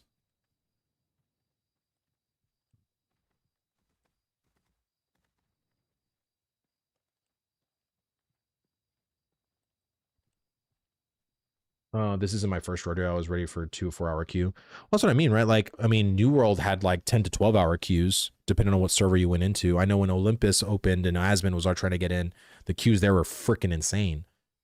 But I guess the main thing was that once you actually bypassed the queue, you were able to get in and, you know, actually enjoy the game, right? So let me see. They were saying the queue wasn't having issues until streamers got in, like SFan, and then the queues got fixed, and then they got off stream. Well, I mean, again, it's just, you know, having a big influx into a specific server worker is always going to cause problems, right? So that's why they wanted people to be scattered, with like the throttle, the download being throttled, right? Or not the, because everybody has different downloading speeds, and that's why they didn't want the pre-download to happen. So that way, like, it's a natural like trickle into the server that it wouldn't cause like stuff to like. That's why I was rushing so much, because I didn't want to be caught in that server worker to be trashed. Yeah, that's the disparity, because people were saying streamer privileges and all the streamers got in, but as a streamer, why would you stream not getting in? No one's going to watch someone not playing the game they want to watch playing. That's what I mean, right? I mean, and most of like, you know, Blizzard in like I believe New World, like they whatchamacallit, a lot of the big streamers like were just there like literally waiting in queue. You know what I'm saying? Like who wants to watch someone watch a queue? Like that to me is like the dumbest thing. I don't know if that's like realistic, to be honest. Let me see exactly. I don't understand the anger. It was late. Just go to bed, something. Well, I think touch grass energy. Absolutely. Yeah, just go to bed. What the heck? Yeah, I think most people, because they were just so upset from the, you know, the website being down, they can't connect their Intrepid account to their Steam account, and the fact that, you know, they finally were able to do that to then go into a queue that was like multiple hours. Like I think there was just multiple friction points that players were experiencing. And, you know, of course, you know, it's the Squidward meme, right? It's Squidward on the, you know, in his house looking down at SpongeBob and Patrick having all this fun. And it's like, you know, the people that aren't having problems. And then it's either me having connection issues as Squidward, or me as Squidward, you know, in a 4-hour queue. You know what I mean? It's literally that meme. So of course people are going to be, you know, spicy and upset about that, right? Because they see people playing the game that they want to play and they can't. So it just becomes like an is what it is situation. You know what I mean? This is why, like, no matter what I say, people are going to be upset. So there's like nothing I can do about it, you know?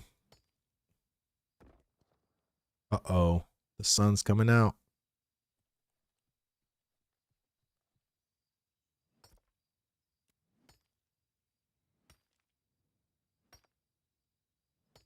That's not how suns work. Like how it just like pulls it back and then it stops. It's supposed to be a gradual thing.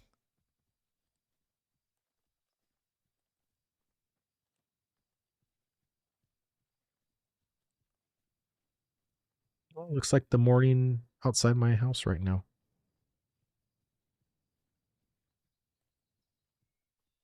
And it's so funny too, because if you compare this game to, let's say, like Chrono Odyssey, or not Crowfall, what's the other one? There's Chrono Odyssey, but then there was like another MMO. Oh, there's the sun. That's called Jealous Kevin's. I'm trying to remember the fucking MMO. It's Chrono Odyssey, but then there was another one. It was like the Quinfall. Bro, though, like, I'm sorry, in my opinion, like, Chrono needs a shit ton of work. Quinfall is laughable. If you look at what they tried to pitch what that game was compared to what that game delivered, is night and day. But again, like I always thought that those games were kind of scams. You know what I mean? Come to find out, Quinfall, probably was a scam. But Chrono Odyssey wasn't. I honestly thought Chrono Odyssey was going to be some sort of a scam, but when it started to be backed by like Unreal and it had like it was like showcase of the Unreal presentation, I was like, okay, so clearly this game is like not a scam. Like there's something legit about this project. But I don't know. I feel like, when I played that game for a little bit because it was like they had that free testing weekend or something like that. I was like, that game just wasn't for me. And the more I saw other people play it, I just realized that, yeah, game just doesn't speak to me personally as an MMO player. But most of those Korean games don't. Like the only Korean game that actually made me feel like, wow, this is like really good was Lost Ark. But as soon as I felt the pay to win aspect of like, oh, you got to swipe your card to increase your item level, I was like, fuck that, I'm out. Like that, I literally just quit. What armor do I need for summoner? Whatever you want. If you're going to be more in range, you can be like in mid to light armor. If you're going to be more in melee, then maybe heavy armor. But I mean, any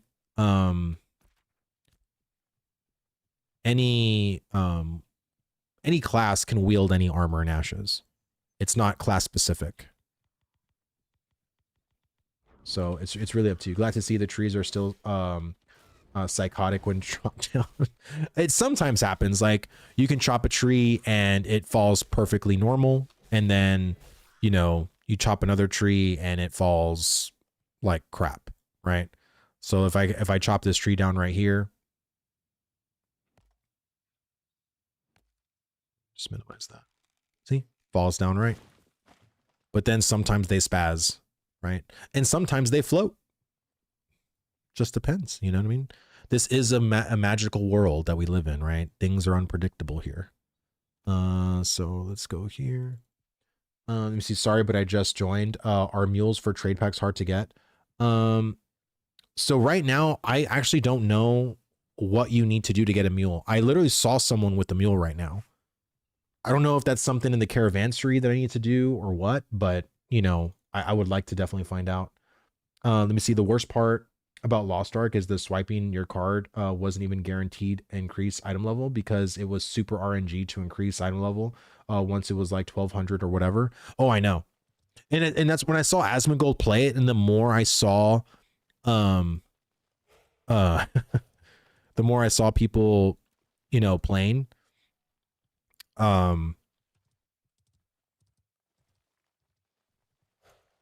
crazy for mayor. I just realized, I was like, dude, I'm not gonna freaking swipe my card to increase my item level. What the fuck is this shit? You know what I mean? Like I love MMOs, but I would never do that. That just seems wild to me. I think you have to buy a couple of things and grow a mule. I did it once on PTR, but I forgot exactly. Someone just told me a bob, beast of burden are horses to mules in the wild you can tame and make into things like mounts. Yeah, so your beasts of burden are things you would need potentially for mules or caravans. And then there are mounts that you can do, of course, to have another mount with. So I'm just curious, like what all I need to get to actually get. Let me see if someone's selling a bob on the marketplace. Mules are on the vendor right now. You can train them though. What vendor? Leshrak, I would love to know what vendor I can go to. Is it in Jova? Is there a vendor in Jova that I can just buy a mule? Because that'd be amazing. That would be amazing. Because then I can just do the mule and do 2 construction crates to Jova instead of just 1. Because then I can use a lot of my common shit to do that. Because the one thing I did in the previous phases is I really lacked on increasing my citizen rep, and I fixed that come phase 3, and it was the best thing I could have done. So is Ashes worth buying right now, in your honest opinion? I want to give it a chance, but so far it doesn't look like anything special, and it's just an alpha. No, it's nothing special, and it is just an alpha. I would say, I would probably tell you to wait and save your money.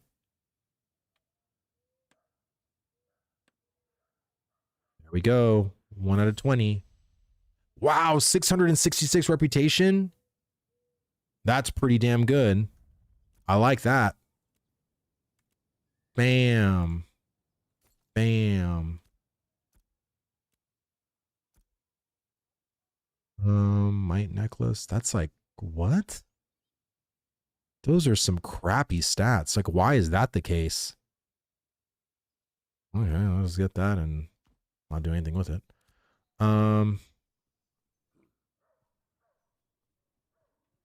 Market commodity vendor. Oh, that's the different one. So yeah, no, I probably wouldn't recommend to get it right now. I would really wait. This game is really in an alpha state. I mean, does it look good to some people? Is it fun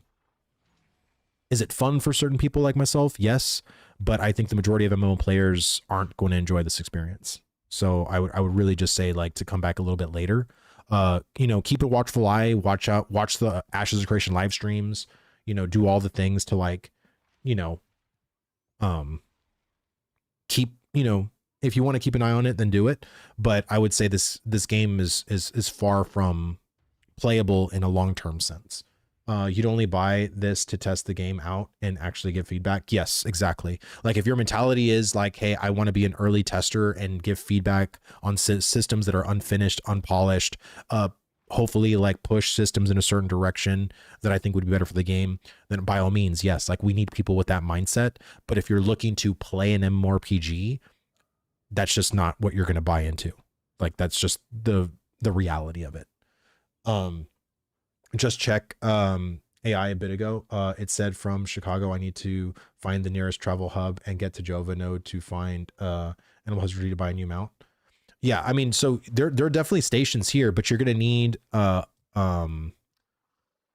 there are things that are called like huntables out in the world, and you would need to find a huntable,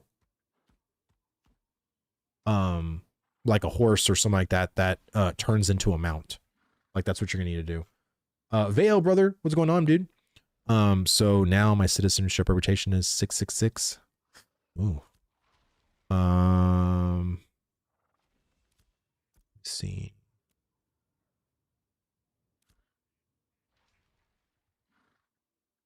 I wonder, hold on. So let's go here.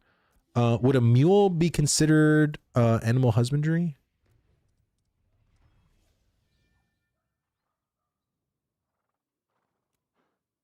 There we go. So a trainable day strider crate mule.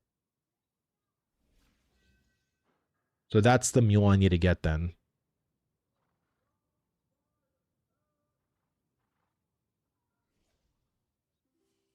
Trainable day strider crate mule. Let me see if anybody has one in the auction.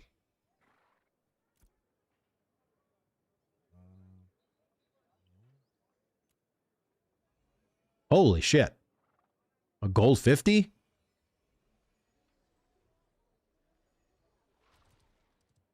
Oh. A silver. I'll take that. There we go. Okay. So breed. So now I go to the animal husbandry station, which I don't even know where that's located.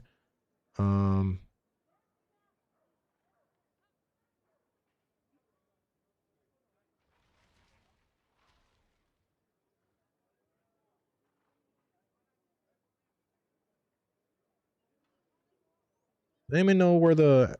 Oh, there it is.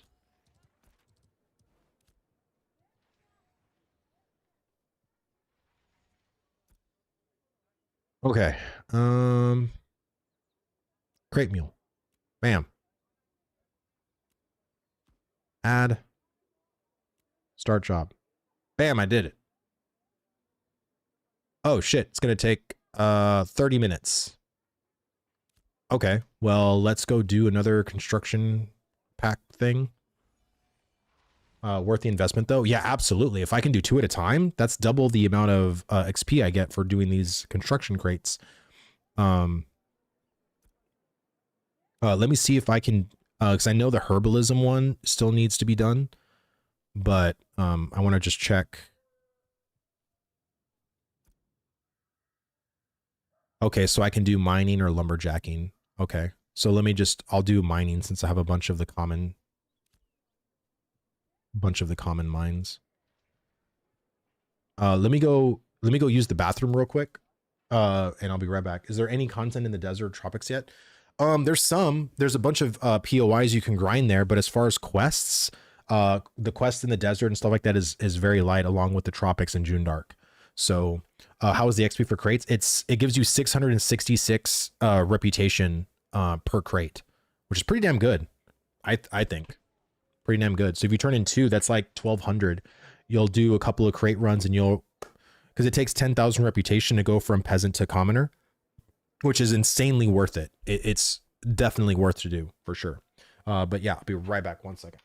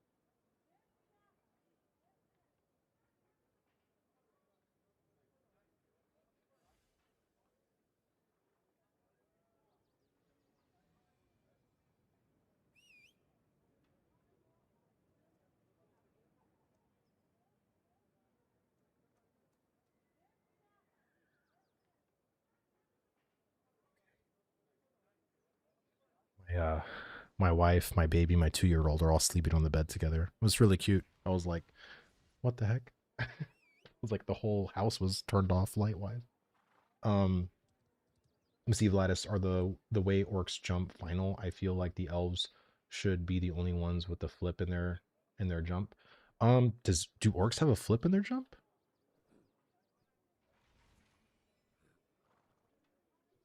Phantom, brother, I missed you, dude. I hope your day's been going pretty good, man. We're out here just doing construction crate stuff, building up our citizen reputation.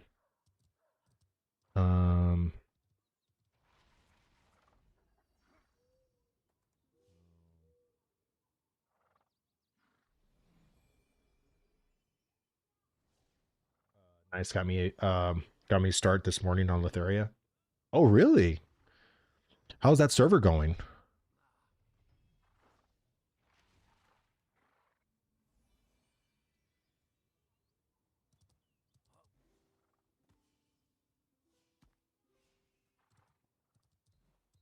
Are you not doing a guild this go around? I am. I'm in a guild. I'm my guild suspect. It's just honestly like all my guild's doing right now is mob grinding POIs because they're trying to level. And I just don't know if that's really conducive to good stream content for people. And because I'm also trying to answer new player questions, I don't want to feel like I'm paying too much attention to the constant mob grind than I am my chat. So laggy as shit, most poppin' EU. Oh damn. Well, you picked a good one then, didn't you? But yeah, that's just my reasoning for it. I like to manage my caravans. Oh, they like actually purchase a caravan. This lot new caravan comes equipped with basic components. Interesting. Oh, damn, dude, that animal husbandry thing took a lot of my freaking gold. I didn't even realize that.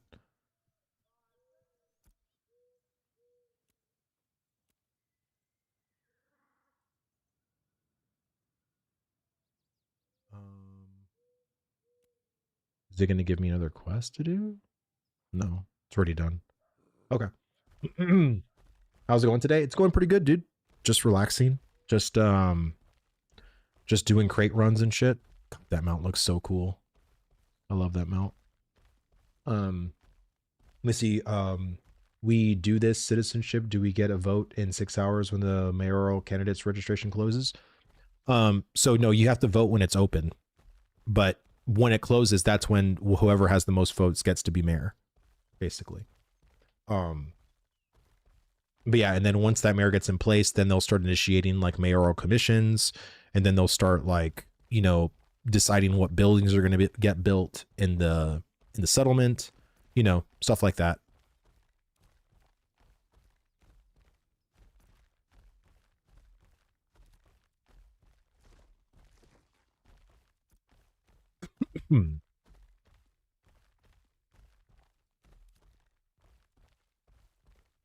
Yeah, it's just you know, this game is all about steps. You know, if you're a classic MMO player, Ashes of Creation very harkens back to, you know, what do you want to do today? What's your particular progress? And for me, like I kind of want to knock out a couple of things if I can. Like I want to make sure I get my mining to level 10 at least. I want to make sure that I increase my node citizenship, and I want to try to earn, you know, some gold if I can. You know what I mean? How long these servers been going? Um, like what do you mean? Like how long have the servers been active for early access? That was since Thursday noon. Oh, oh no. Oh, sorry. Got some rare rubies. Pretty good. It's pretty good. The heck? Oh dude, yeah, that gonna make me sleepy. I know, I'm sorry, brother. I went to bed last night insanely. Oh my god. Oh my god. Oh my god. Oh my god.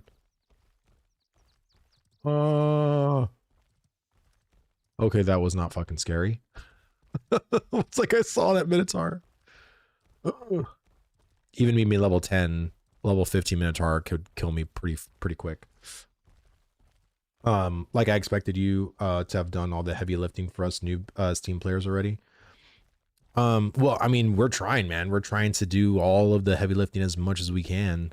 But there's only so much us testers can do. I think the servers wiped before EA. Yes, they did. We started completely fresh on Thursday. Ain't y'all been grinding since September? I guess yeah. Like we literally started completely brand new on Thursday because there were so many improvements to previous systems, especially like artisanship economy, brand new recipes. There's also been a lot of fixes to Gladys the goat. So yeah, it's definitely a lot of, you know, a lot of stuff that we're trying to do. JTal2040, thank you so much for the follow, brother. Thank you. Hope you're enjoying the stream, dude. Welcome here. Shoot, so no finished cities? No. Not yet. The only established level 3 village is Jova right now on the Shoal server. So if you are, you know, on Shoal, you can go become a citizen of Jova. Marilith, or I'm sorry, Winstead's probably not far behind. Oh, I guess it is about 40% left.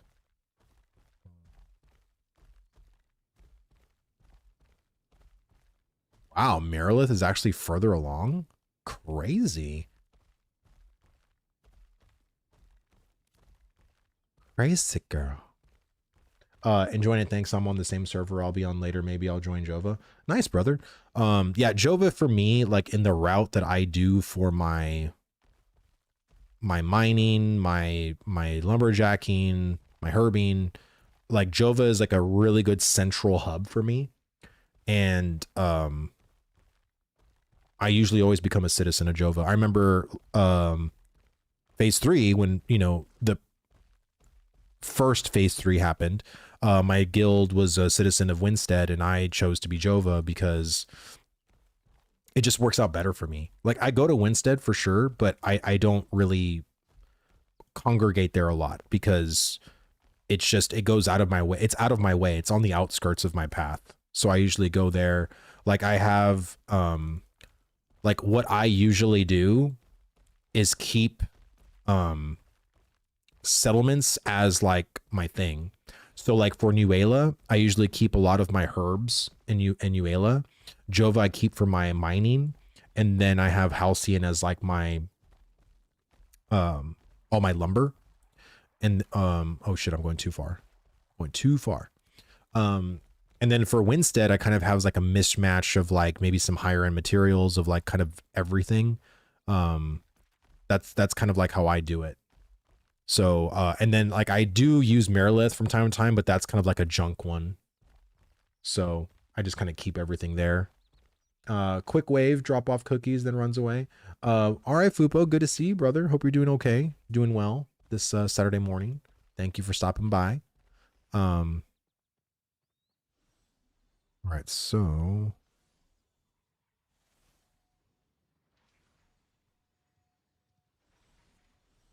come on, server, you can do it. There we go. F. Go here.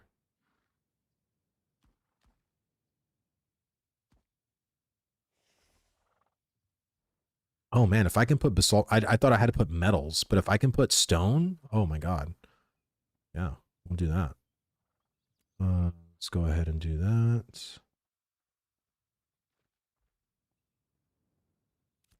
Go. And I'm hoping we'll see the timer of the animal husbandry.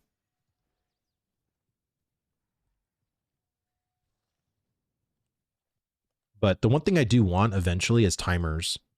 So like if I have something cooking in a settlement, I would really love to either go to my settlement page and have like a tab up here for like benches or something, and then I can literally see like the timer on those benches. Like I've been saying that kind of feedback for the devs for a bit, but I don't know how how much information they want you to see without actually going to the settlement. But to me, it kind of doesn't matter. It's like, bro, it's like if I have a lot of stuff cooking and processing and stuff like that, or even if like I have sometimes stuff in Avian's End that I'm processing too, because I can use the processing stations there and in other settlements. Like sometimes I get confused. It's like, wait, where did I leave like my fragments, or where did I leave my lumber milling timbers? You know what I mean? Like I think having like benches or like timers like on, I don't know if I want to have it on the settlement thing or somewhere else, but you should have some kind of identification for that, at least in my opinion. It just makes the most sense, at least to me.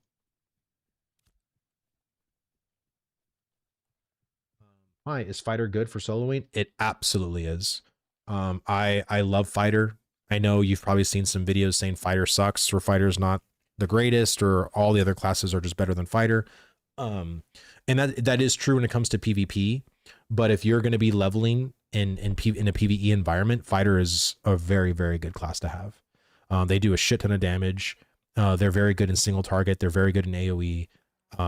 So yeah, I definitely. Oh shit! Let's kill this little warrior minotaur real quick.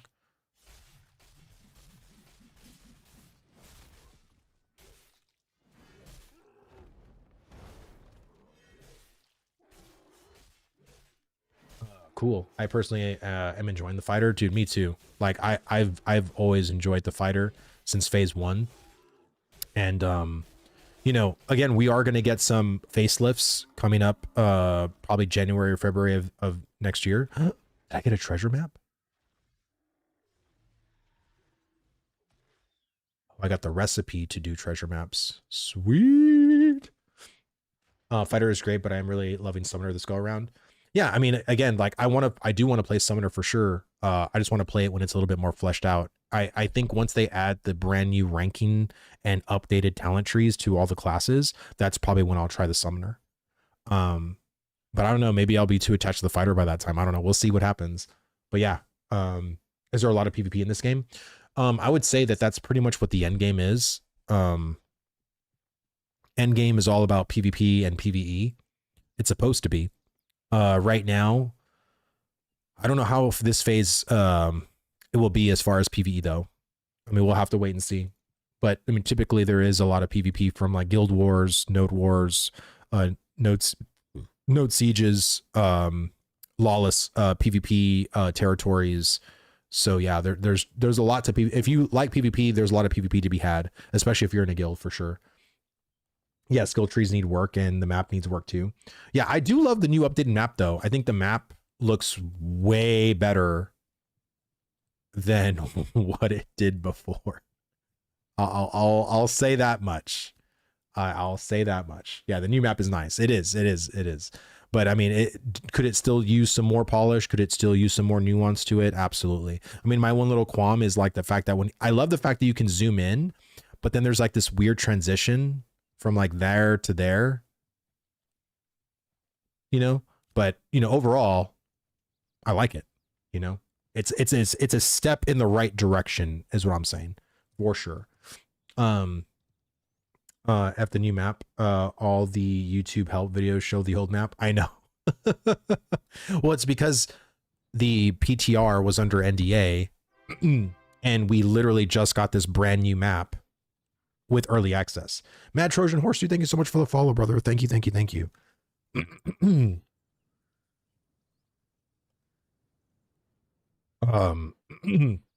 Have you been gathering much? I'm not getting anything above green copper, and I'm apprentice. Hello, buddy. Hello, animal. How you doing, brother? Yeah, dude, I would say I have not seen a single legendary.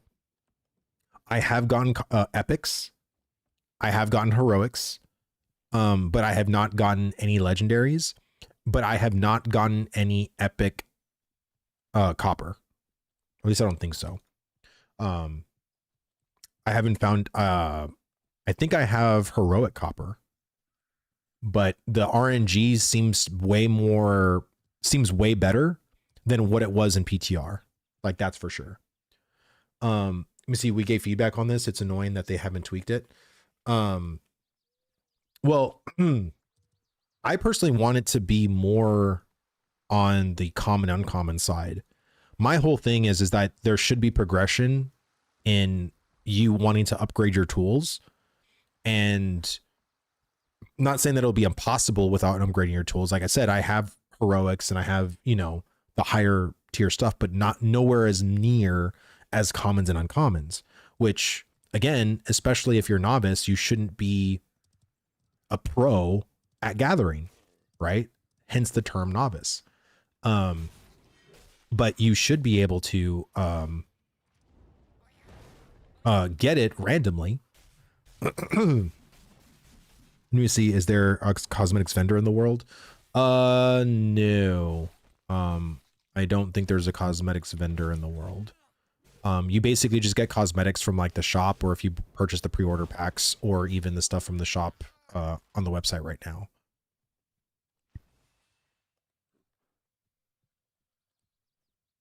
There. No problem. Just know when you're on next. Sorry. I probably need to eat something, to be honest.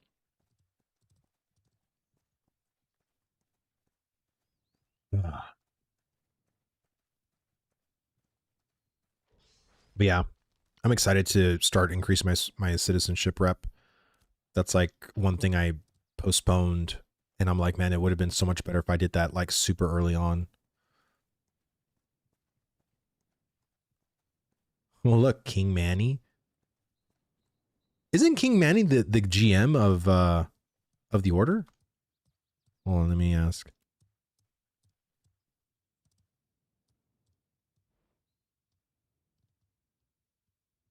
So I could have sworn I know that name.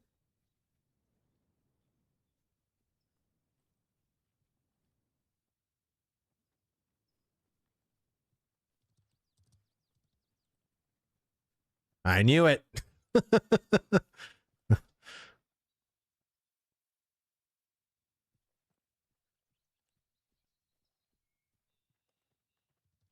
Was like, I recognize that name for sure. Let me see. Jova just had an NPC wipe, I think. Oh my god, really? What do you mean? Like NPCs aren't showing up? Or what? As far as characters go, I scuff my tattoos. I think I look like a Thundercat. Let me see. I played since yesterday, and I have to say, as an old MMO veteran, this game feels like home. World is great, gathering is cool, audio is amazing, visuals are nice, a good foundational to build on. Yeah, I think if you understand it from the lens that this game still has a lot of outstanding work to be done, but if you can see the bones and understand like the evolution this game could have, with more things, more content, more fleshing out of the bones of the system, I think people would be really excited about that. And I think, if you're not really about seeing the potential in something, but more so the reality, then the reality sucks right now. Like that's very true. But if you aren't, if you are about seeing potential, then you can see a lot of potential in this game for sure.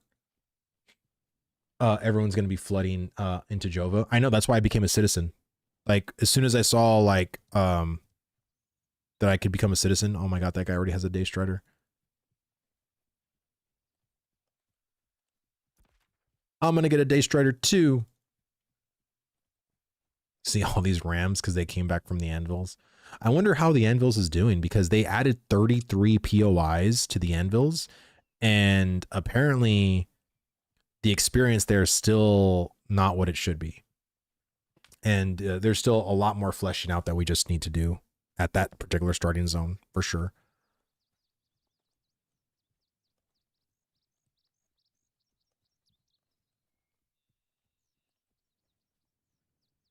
Sorry. Let me see. We just need more quests. Yeah, no, for sure. There's just a lot that we need, to be honest. Like, I mean, yes, quests would be nice, but there's still a lot of other things that we need as well. So we're leveling a lot faster than last settlement time wise, though. Yes, we are. Like I said, they did adjust a lot of the settlement XP and things like that. So it'll be interesting to see like how far we go to be towns, right? So we literally got a village in 3 days time. How long will it take until we get to a town, which is stage 4? I'm so sorry if I'm making people yawn. I've only got like 4 hours of sleep last night. Okay. We're level. Oh yeah, I already said that. Anvils feels a bit rough, I have to admit. Riverlands feels way more rounded. Yeah, it's because we've had Riverlands now for a while. There's just more to it than the Anvils, and there's the mob placements in the Anvils I think are terrible, especially going to Kaltorum. I played from like 1 to 5, and then there was a quest that the main quest took me to Kaltorum, and the amount of like high-end mobs that were leading to Kaltorum was just insane. Oh look, there's Dez. That's the GM of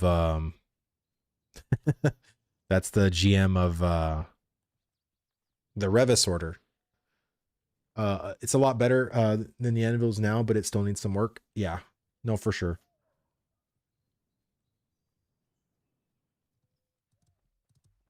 Are those mules? Yes.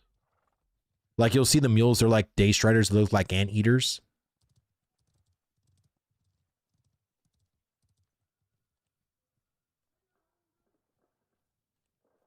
But yeah, once we get a mule. Jesus Christ.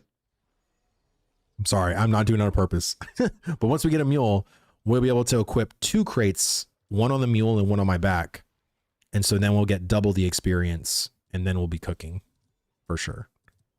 So let me go check the station real quick to see how far we are from doing it. How do I get a mule? There was a person selling them in the marketplace here. Oh wow, they literally there was a market person there and they were selling them for a silver. So I bought it. Wow, what happened to all the stations? Well, it looks like they're probably going to do a server restart or something, that's for sure. Harahiro, welcome. Thank you, brother. For don't buy mules from marketplace. Why not? I bought mine.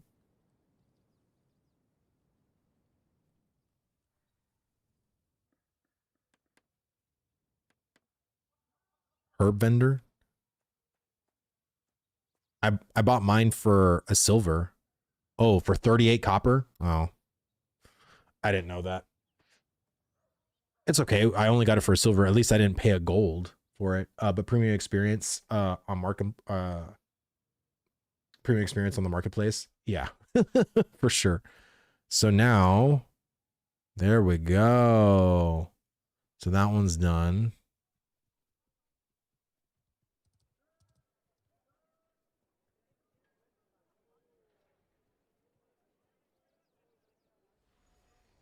And so that guy is gone. Are these guys gone too? Jesus Christ, like everybody's gone.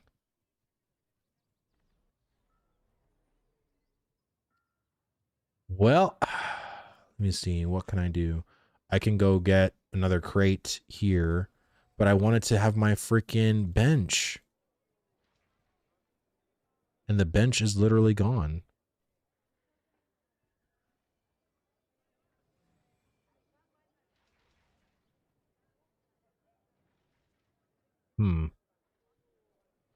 I was hoping to get it when I came back, but it looks like that's not going to happen.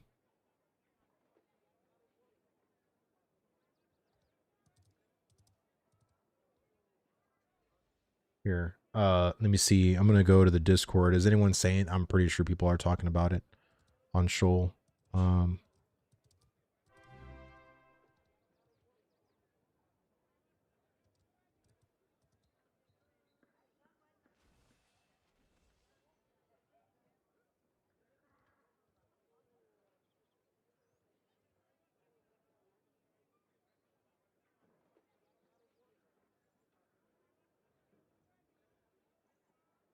Yeah, people are starting to talk about it now.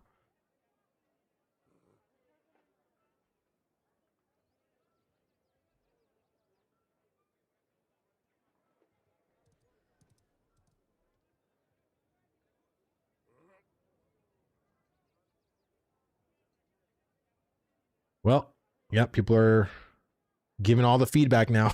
I'm just reading it all. I just refunded this game, shaking my head. I feel for the price it should have been a little more ready. Well, I can understand it from your perspective in that regard, but the reason why, I mean, I paid $375 for a game that I couldn't even play yet.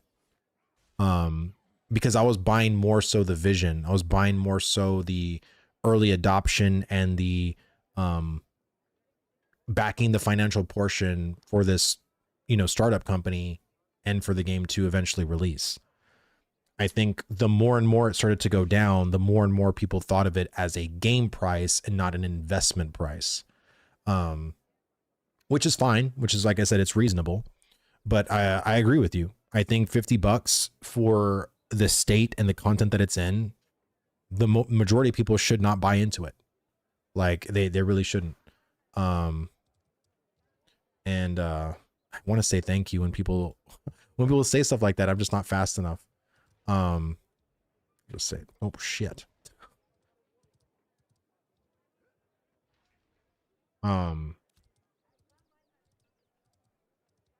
But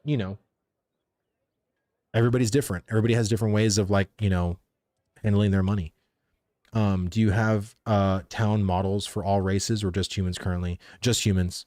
So they're going to be working on, well, technically, they do have the assets for the dwarves, because if you go to the anvils, it's not humans over there. All of the assets for the Nukuan and for the whatchamacallit, the Nakua and the dwarves are almost done, but there are some as far as like the actual settlements there, those aren't built with the dwarven architecture yet. But there is a lot of dwarven architecture in like Bonfire and of course the mountain in the other portion of the anvils. So I mean, it's just going to slowly roll out, right? But we will get there eventually. You see, this is running better than New World or PAX Day when they launched.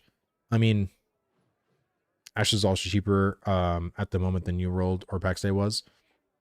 Wasn't PAX? I thought New World was $40 when it launched originally. So I think Ashes is like $5 more expensive, but you know, I wish I could recall my first few days in Dune. People had a lot of fun in Dune. Should I hop off where the winds meet and get back on Ashes? I started playing January this year. I probably wouldn't, at least not right now. I would wait maybe a couple of weeks or maybe even next year in January to probably try it out again. So that way you'll actually get a better overall experience. Do you know how I can claim my bundle skins I have on my account? I got the 375 US package and don't get how to claim the mount or the skins. You don't need to. So if you go to your Intrepid website or the ashesofcreation.com website and go to your account, you'll see like your pre-order pack and it'll show you like these are your mounts, these are your costumes, these are your ships, or you know, whatever that was or whatever that was in your pre-order pack. But you have to understand, with the launch of early access, not all the pre-order stuff is in yet. So they're going to be rolling stuff out eventually. So don't feel like, oh, I purchased this thing and I don't have it. Like I have a lot more costumes and mounts and shit than what this game gave me for early access. So yeah, so it's in the mailbox. So if you go to any mailbox, that's where your cosmetics will be. But if they're not in there, it's because those cosmetics that you bought are just not ready yet. So just FYI. Oh, hi, I can't log in now. Yeah, there's apparently people are still having the login queue issue. It's in the endgame box, so no cosmetics are in game as well. Yeah, there's just a lot of cosmetics that are missing. Ad break at the moment, but New World in 2021 was well over $50 USD. I thought it was 40. I mean, you could be right. Again, I didn't play New World. And New World was not really my cup of tea either. Let me see. Yeah, I only have one in game so far. Yeah, I mean, a lot of people don't have as many. I know a lot of the older, like 2017 people have a lot, but even they don't have all their shit yet. It's also a little glitchy. Mine was in the mailbox, but never got notified. Yeah, I mean, like I said, some of the stuff, like I said, alpha be alpha, you know what I mean? But let's go ahead and go back. I'll put these rubies in so that we were not wasting time, because at least the crate is still there. So, wow, was the first demo. I don't know what he said. All right, why is the city empty? Probably because there's a shit ton of people here, and this server worker is probably going to crap itself, which is another reason why I want to try to get out. There's Mag. Let me see. I feel like I ran out of quests pretty fast. Am I missing something, or just alpha? No, just alpha. You'll literally run out of quests by level 7, maybe level 8. It just depends on like how fast you did it, like how minimum, like how, if you did all the minimum kills, you'll probably level 7 or 8. Shady Mailman, I did thank you so much for the follow, brother. Thank you. Hope you're enjoying the stream so far. We see the server worker is glitchy. Nothing is spawning. Yeah, it's probably, like I said, I feel like what's going to happen right now is they're going to make an announcement and they're going to say, hey, we have to restart the servers, and they're going to do a server rollout. I am pretty sure that's what's going to happen, like 100%. I ran to New Alien, same thing over there. No mobs, expect a reset. Yeah, 100%. I think there's going to definitely be a reset coming. So at least the gatherable are still there. It would suck if everything was missing. Slip Marauder, dude, thank you so much for the follow, brother. Or for the follow and for the sub, brother. Wow. Thank you for the support. I hope you're enjoying the stream so far. Well, clearly you are, right? Because you got the sub. You're like, I want to watch this shit commercial free. Let me see. Devs are working overtime this week. Oh, dude, heck yes. I had a conversation with one of the devs. They're still in good spirits. You know, a lot of the team is still working really hard. Some of the team is, you know, disappointed with some of the shit that, you know, got fucked up. But the reality is they're all working well over their overtime hours. Let's just put it that way.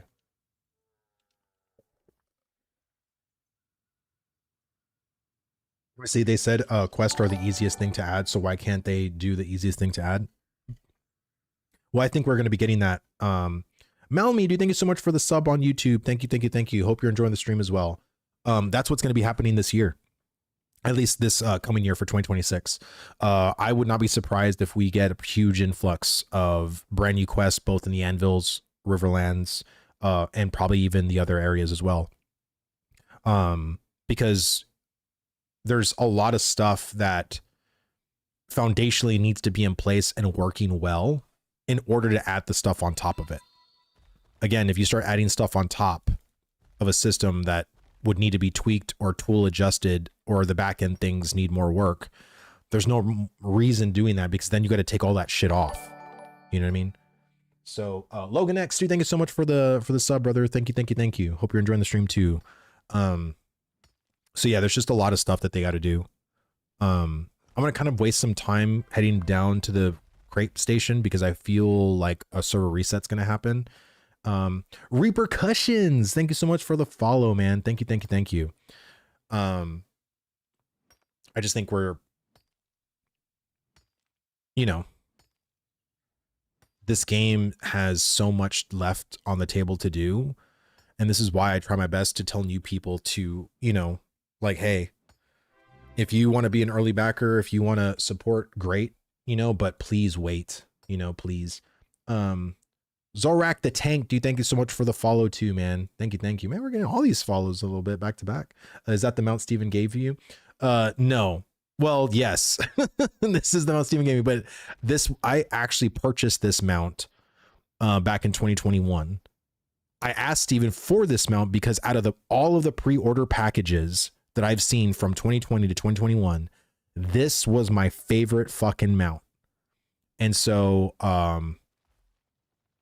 so yeah, like that's why whenever Steven asked for a wish, you know, I was like, man, can you give me the graveyard golem? I was like, because I knew it by name too. I was like, I love this mount, man. This mount is fucking awesome. Yeah, so this is the mount that Steven gave me, but Steven didn't give me this mount again for early access. I purchased this mount, and this was one of the mounts that was already done cosmetically. The Grave Gorilla is pretty cool. Yeah, it looks awesome. Like I've always thought like that was probably one of the coolest things, because the notoriety I got when Steven gave me this mount, everywhere I went, people were like, oh shit, that's Vladis. You know what I mean? Orange, thank you so much for the sub on YouTube, brother. Thank you, man. And for the freaking sub on Prime. Or wait, was that, sorry, I may have gotten confused. You Prime subbed. Sorry.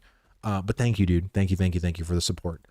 I remember that stream, dude. Me too. Like that was, I'll never forget that for as long as I live. That was such a cool fucking experience. And I'll never forget it. You know what I mean? Like it was just, you know, and I talked to Steven after about that, and I told him, man, I go, thank you so much, dude. That you have no idea like how that meant to me and everything like that. And I had GMs in guilds that offered me thousands of gold, like crazy. I had someone who was like, give me the graveyard golem and I'll give you 2,000 gold. And I was like, no. Like I never sold my graveyard golem. Let me see. Summoner class is so fun and awesome to play. The music is great. The sound effects are of the game too. Yeah, I mean, like I said, and this is still a work in progress, man. The sounds could potentially even get better. Animations could get better. I mean, everything's on the table, of course, to be better. Yeah, I never saw that mount. No, of course not. I never did.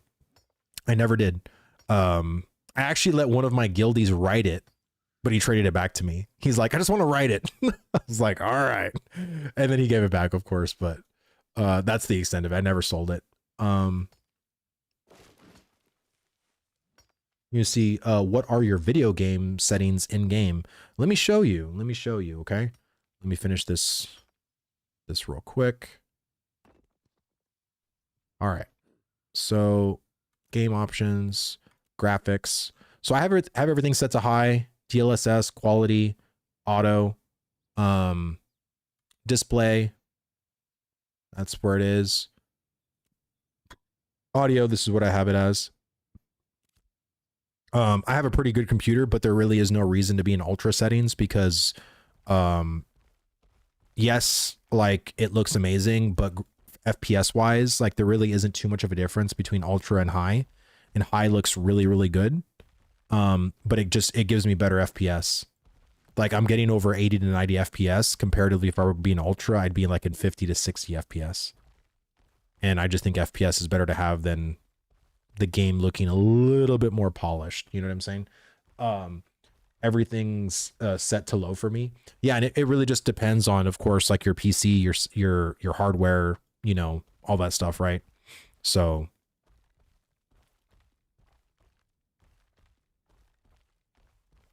let's see.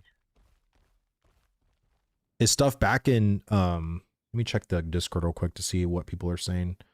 Oh, we got a notification. Glorious Adventurers, we are investigating reports of missing NPCs or NPCs not responding now on all realms. Thank you for your patience. Okay. Can someone in chat just let me know when they make another announcement of either a restart or if the issue is resolved? That way I don't feel like I have to, you know, do something. I haven't played since I upgraded my PC. I'm excited. Oh, really? Dude, well, I mean, if you haven't played since then, this game has improved a shit ton. Like, people are like, oh man, this game is so bad. If you would have played this in phase 1, bro, could you imagine early access Steam on phase 1 of Ashes? Bro. The memes. The utter memes. Like, oh my God, I couldn't even imagine. It would have been decimated. Like we were stuck in server workers. I'm on the Shoal server. Oh, I have that missing. Sorry. I was recording a YouTube video and I had that missing. Hi brother, what's going on? Good to see you, man. Good to see you. How's your higher experience been in these past few days, Vladis? What's the one thing that impressed you and one thing that caught you off guard? Well, the one thing that definitely caught me off guard was the whole authentication issues, because I really thought, and I even said before my stream that I was more so concerned for a DDoS attack. That's what I was really concerned with.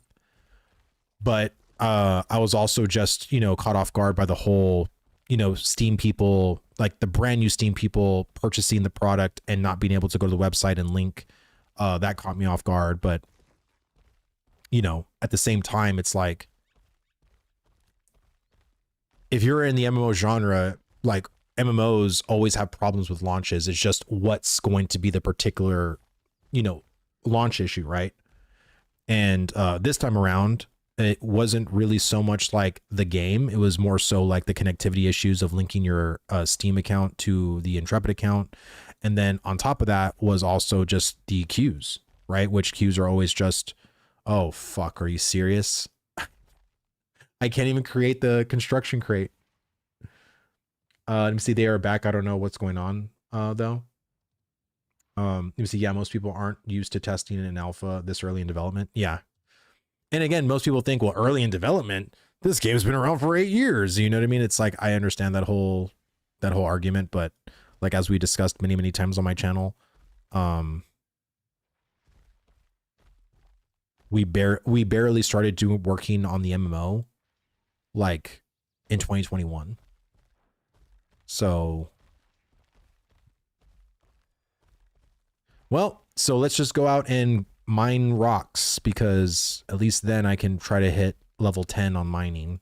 And then once I do that, I'll work on my herbing. That's all I can do right now.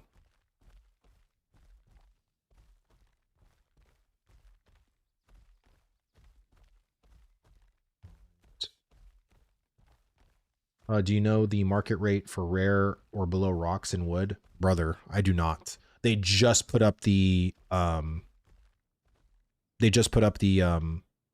the marketplace in Jova, but Jova is down right now because all of the NPCs and all of the benches are gone. So until they bring those back up, like I don't know. But I would just, what I always do is I always look at what the market, like what people are putting in stuff right now at the market and seeing like what's being bought up and then just kind of go from there, right? Yeah, we don't have an apprentice weaponsmith yet for tools. Yeah, I mean, there's, like I said, we literally just hit village stage on Jova. So, you know, a lot of stuff we're going to have to figure out and what to do, where to go, how to do things. Sorry. Oh, man. So tired. Should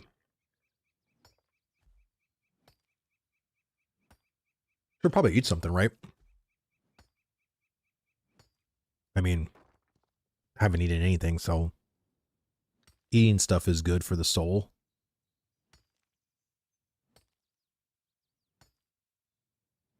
What the fuck, the mobs just stopped spawning. So it looks like one of these systems that controls NPCs just broke. It just broke completely. And I'm wondering if the mines are also broken too. Like once you mine a mine, if it doesn't spawn back. Be interesting if that was also the case too. I'm just gonna mine shit until I can't mine it no more. What the fuck, wolf? Leave me alone. Die.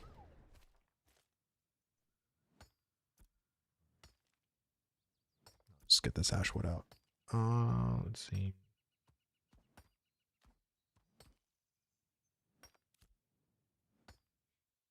Mob started respawning on multiple server workers. It should be fixed soon. Awesome. I'm not really so worried about the mobs. I'm more so worried about the benches and the NPCs. I hope that starts spawning in soon. We'll see. Here, I'll be right back. I'm gonna go see if my kids and my wife are all still sleeping, and see if what we're gonna get for lunch. 1 second.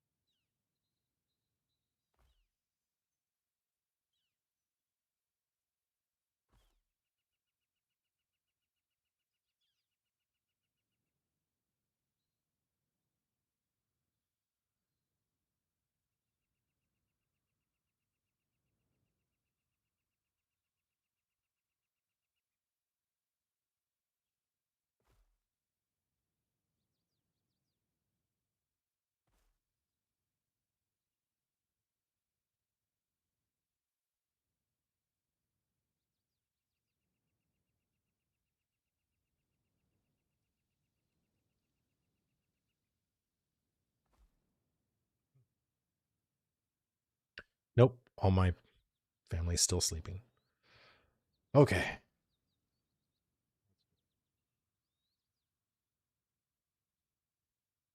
Steven's staff costs 90 million a year in salary. I don't know if it's 90 million. That's kind of outrageous. I don't think that's really the case. More realistically, I probably think it's anywhere between 30 to 60. And that's not just salaries, that's overall the entirety of what would make Intrepid Studios sustain.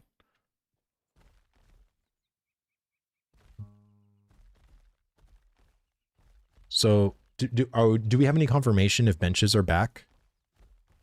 Like I'm gonna go and look at the bench again to see if I can create this construction crate.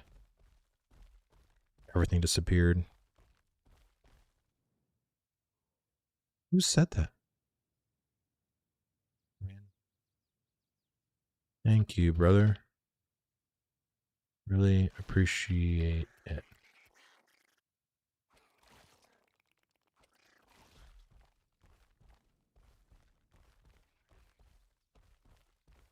So is everything still missing?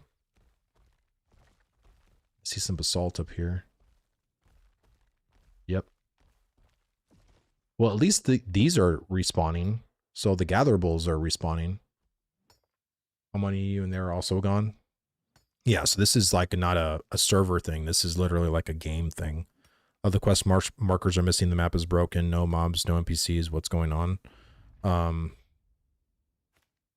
Well, clearly the end is nigh, right? The end is nigh. Always reminds me of that episode of The Office where Dwight Schrute becomes for Christmas he becomes what's his name? Not Santa Claus, but it's Belschnickel. Isn't it Belschnickel? Oh my god. So funny.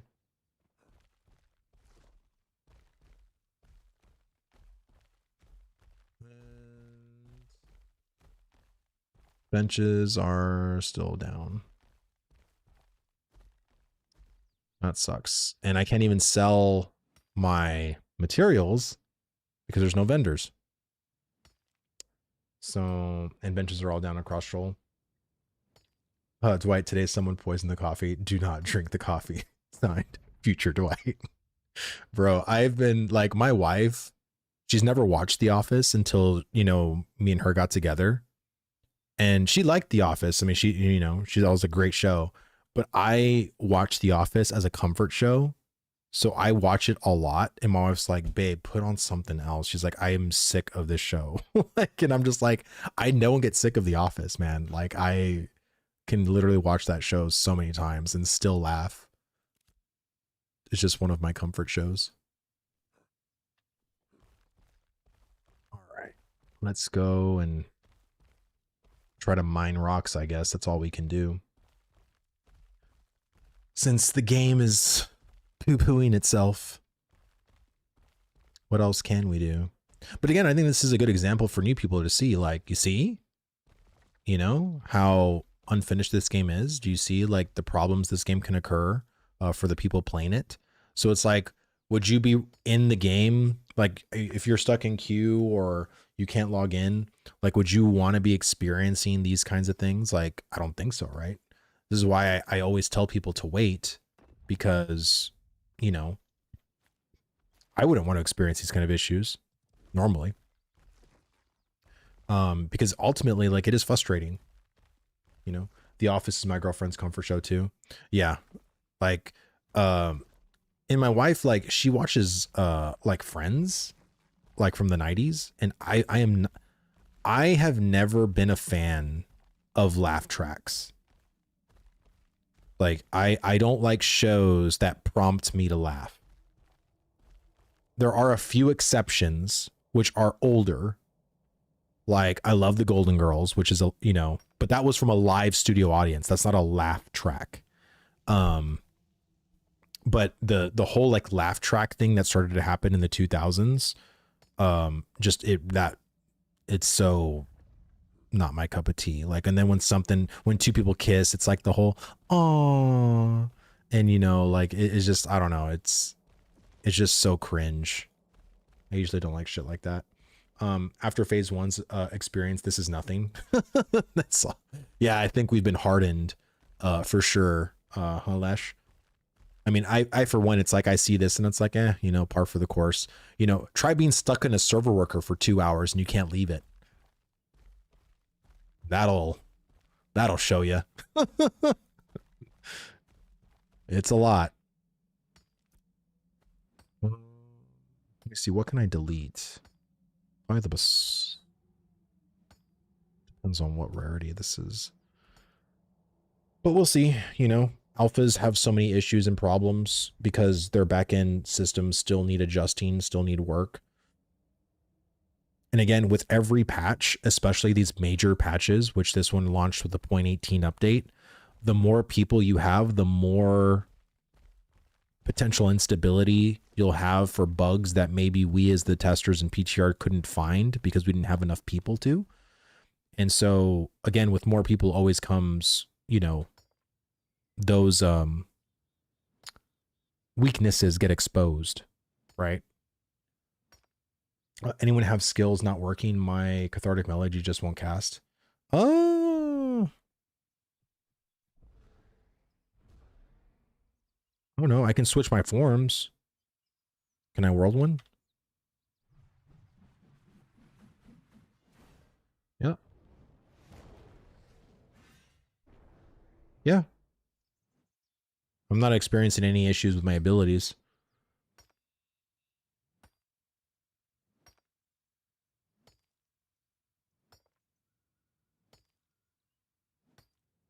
As a crafter, I really like the first couple of weeks of the first alpha, the bus artisan clothes and how much they affected plus quality on gear. I had full legendary crafted armor and weapons from like green crafts. For sure needed to be fixed, but man, was I pumping. Relogged back into character string, now it works. That was odd. Oh wait, so if you just log out and log back in, it works? Or what? Does the game work better?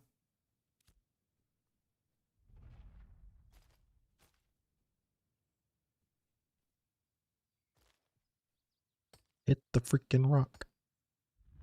Correct. Well, let me do that then. Is that what they're saying in the Discord?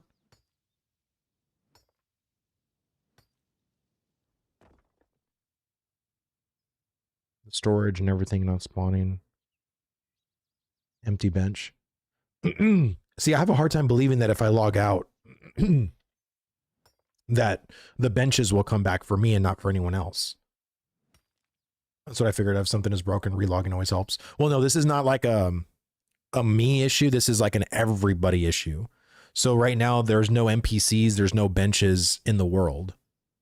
And so I'm just sort of waiting for Intrepid to see like what the fix will be, because I'm pretty sure it's going to be a server restart. If not, if there's something maybe they can do like a hot fix in live, that'd be amazing. But I'm not going to hold my breath on that. Yeah, but NPCs don't fix if you relog. Exactly. Exactly. I had to report no NPCs on my server worker on the Discord and it got fixed. Yeah, I think they're just slowly looking at the entire, like at the entire game, because this is not just a Shoal issue or a specific server worker issue on Shoal. This is across the board on all servers.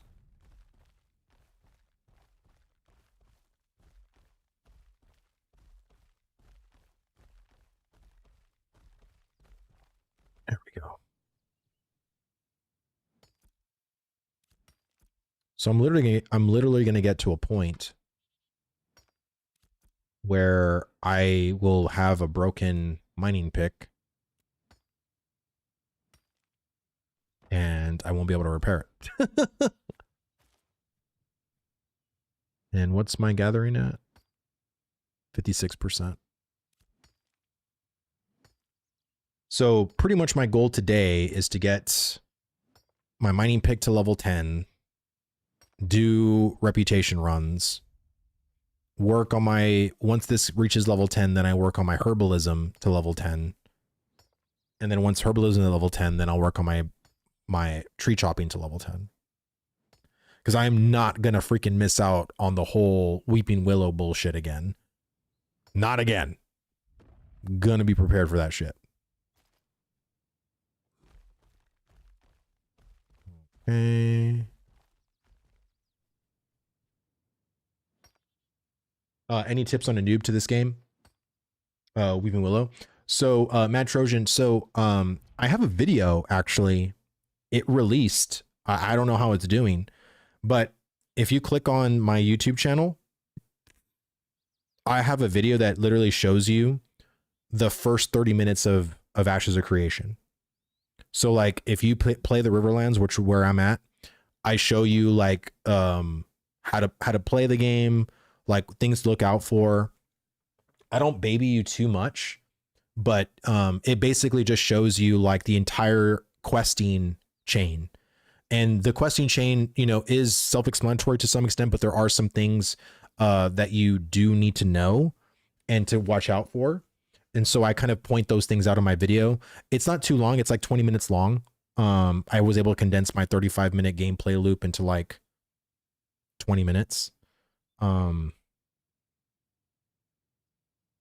Or how long is it? Let me just double check. I think it was 20 minutes.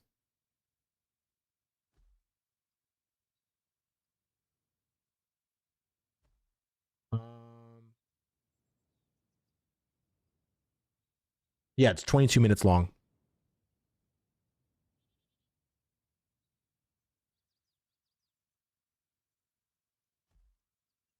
Yeah, 22. But yeah, just kind of shows new players. Ooh, heroic granite.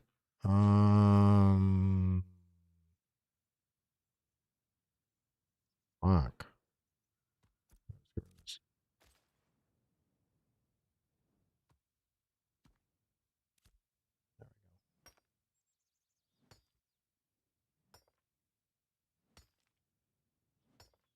And I really hope they fix this shit soon, because I'm trying to think like what I can do other than just like mine.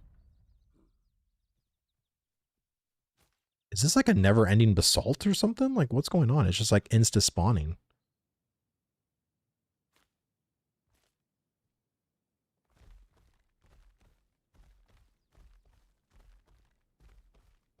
Sometimes rocks spawn inside each other. Yeah, I've been noticing that, especially with like the past 3 days. Like because there's so much materials out in the world. I was noticing that as soon as I get something, like boom, like there's another one that just spawned like right next to me again.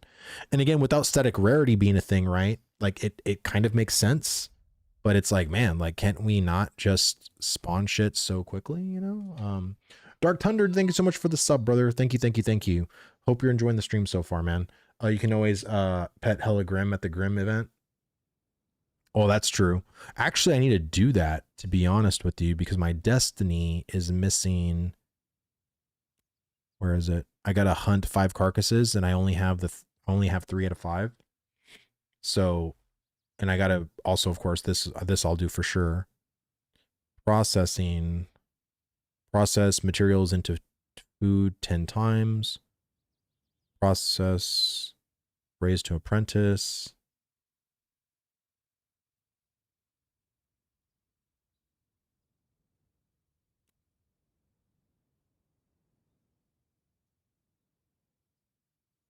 Oh wow, I'm actually gonna get a tool at the end of this.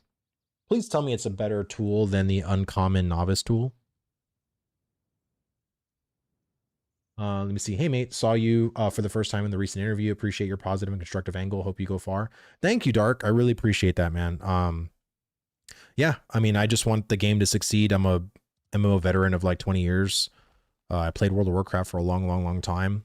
I think it's my time to move on from that MMO, and I found Ashes of Creation 5 years ago, and I've been in the community ever since, and I've been making content for it, and I'm just trying to, you know, improve it, you know, as much as I can, and getting, you know, the brain think of my community, the overall Ashes community, and just, you know, getting answers, right? That's what it's all about.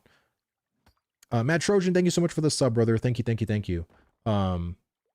There's only set animals you can harvest. Yes. So because each tier, so just to go to show you in Ashes of Creation, there is 22 professions. So you have 1, 2, 3, 4, 5, 6, 7, 8 crafting professions. You have 5 gathering professions. And then you have, I think, 9. 1, 2, 3, 4, 5, 6, 7, 8, 9 processing professions. And as you notice, it says metalworking novice. So when you start off the game, levels 1 through 10 in your professions are considered the novice tier. In order to go to the next level, which is level 11, you need to upgrade your certification to apprentice. Out of the 22 professions, you can only apprentice 5 of them. So out of the 22, you can only have 5 go to apprentice.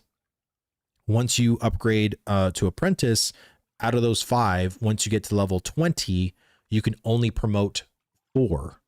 to journeyman, then 3 to master, and then 2 to grandmaster, which is max level 50.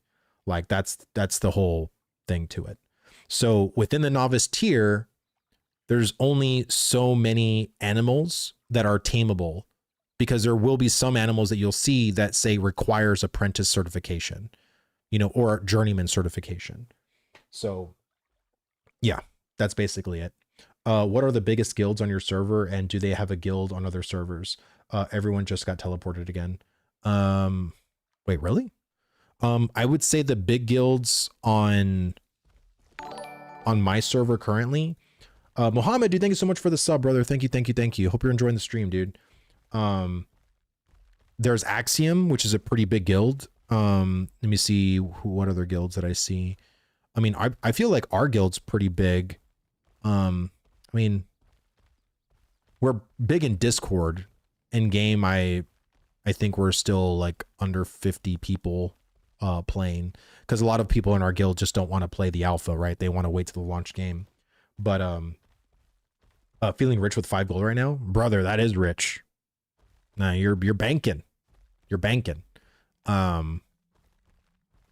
I would definitely save that stuff, man, because you know how fast 5 gold can go when you start doing profession shit. But yeah, so that's basically where it is. Where do you get these scrolls to upgrade? So so what you do is you have to go to the station of the associated profession. So if you are, you know, let's say a herbalist, you would go here to upgrade your herbalism to apprentice. There's an NPC there to do that. You would also go there as well for alchemy. That's what the laboratory is for. And also I think arcane engineering. So so basically you'll see that every hub, Avian's End, has little hubs here.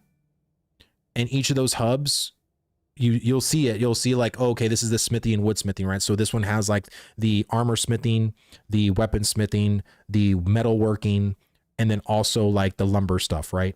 So that's going to be the stuff where you, if you want to upgrade your certification in metalworking, in weapon smithing, or in armor smithing, like stuff like that, or even mining, stuff like that. Is that your mount, like a cemetery golem? Yes, it is. 100%. Mad Trojan, dude, thank you so much for the sub, brother. Thank you, dude. I don't know if I said that or not. How do you join your guild? So if you want to join Suspect, let me get the link. We are a US based guild. So, just so people have an FYI there, go here, copy. But that's the Discord right there. Vendors are back. Oh my God. Perfect.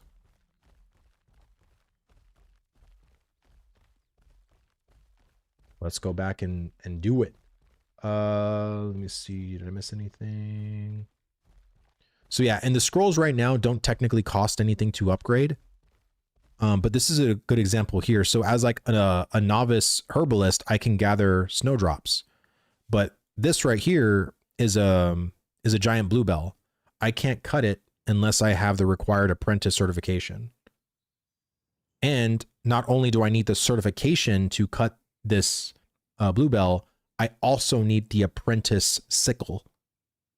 So if you can't cut an apprentice gatherable with a novice tool. So you need 2 things, the certification and you need the appropriate tool.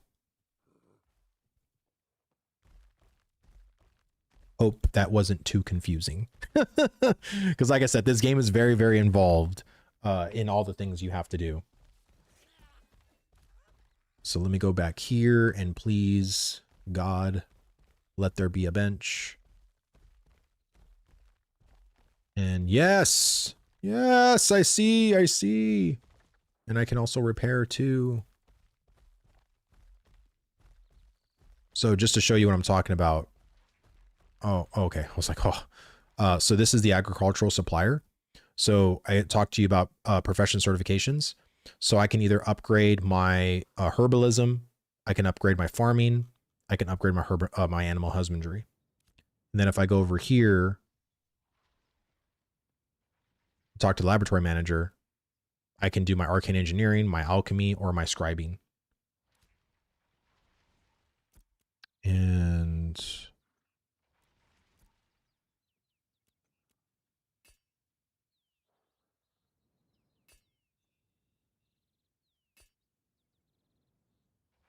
I don't know why that's broken.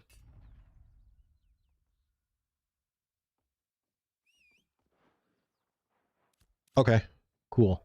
Now I don't have to worry about that. And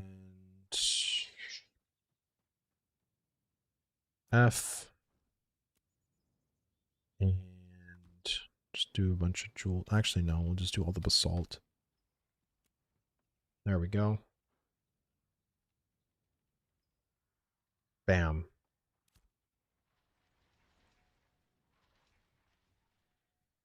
There we go.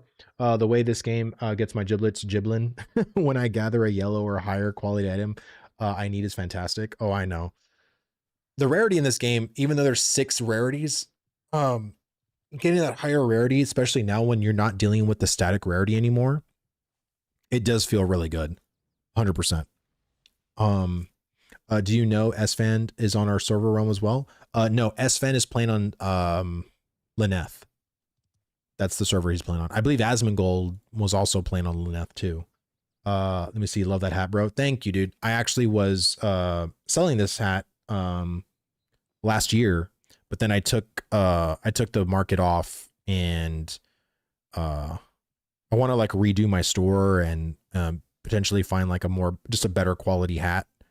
And I've been getting some samples from like different places, but none of them I like. So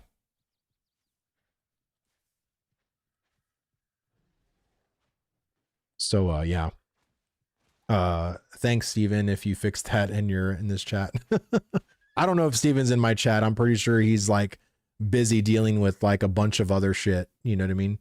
He's probably like either taking a nap or doing this to the server so they don't catch on fire or something. I don't know. Like there's just so many things that could be going on. Race, you ready to go?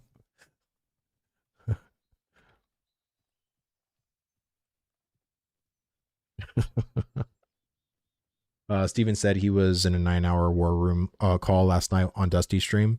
Jesus Christ. Yeah. I mean, I don't doubt it. I mean, they're trying to probably figure out so many different things and hammer out a lot of the details and figure out what went wrong and how to like circumvent those things in the future, or putting in countermeasures, you know, like redo tools, fix certain back end things, squash some more bugs. I mean, there's so many different things that what could have happened all last night. But I mean, the fact is that, you know, they dropped the ball, right? 100%. Even if Valve had something to do with it, like Intrepid is still responsible for what went on, right? Let me see. I wonder if my horse vanishing is linked to what made the benches go poof. Potentially. I didn't get to hear you answered this already, but what is the point of gaining rep with a node? I am also crazy in game. Oh, okay, crazy fish. Yeah. So, the reasoning why I am focusing on this is because you actually earn lower prices to buy storage tabs or your item tab in settlements, and you actually can get an additional tab by being higher reputation. So if you're someone who really values like those tabs for like putting more gatherables, because you're like a huge, it's powerful. Like, so just as an example, if you are a citizen of Jova right now, you'll see that it costs 5 gold to get an additional item storage, or 5 gold to get the additional storage spot at the bottom. If you become the next rank up, which is right now you're a peasant, if you become a commoner, that becomes 1 gold instead of 5. So yeah, it's definitely worth doing. And I never did it. I was literally a peasant forever, and I bought stuff at 5 gold, and then eventually you will get another tab, I think once you hit town, But to get that additional tab, it's 10 gold. And I bought it both for 15 gold, not realizing if I just would have increased my reputation, I would have got them for way the fuck cheaper. So yeah, that's why I'm concentrating early on increasing my reputation, because it is very, very important to saving money in the future and also buying just more storage tabs. I did that also. Yeah, I know. Well, welcome to my nightmare too, brother. How do we become a citizen of a town? So if I did that already, I showed my stream. But if you want to become a citizen of a town, you go to Jova. You do need raw glint. You can't buy because you need to buy what's called a tax voucher. Tax vouchers can only be purchased with raw glint. You can't purchase it with silver or copper. So if you have some raw glint on you, you go to a specific person in Jova. It's basically up at the top. I'll go there again once I deliver this crate to show people. And you talk to a certain person and become a citizen there and buy the tax vouchers from him. I like to buy additional tax vouchers to put in my storage, because you need to, when you become a citizen of a node or a settlement, you have to pay taxes every 2 weeks. And whatever you purchased your original taxation with, that's what you're taxed every 2 weeks with. And also too, the later you, is that Garcia Mealy? What's going on, dude? I don't know if he's even watching me, but if he is, good to see you, brother. Good to see you. Oh, he is watching me.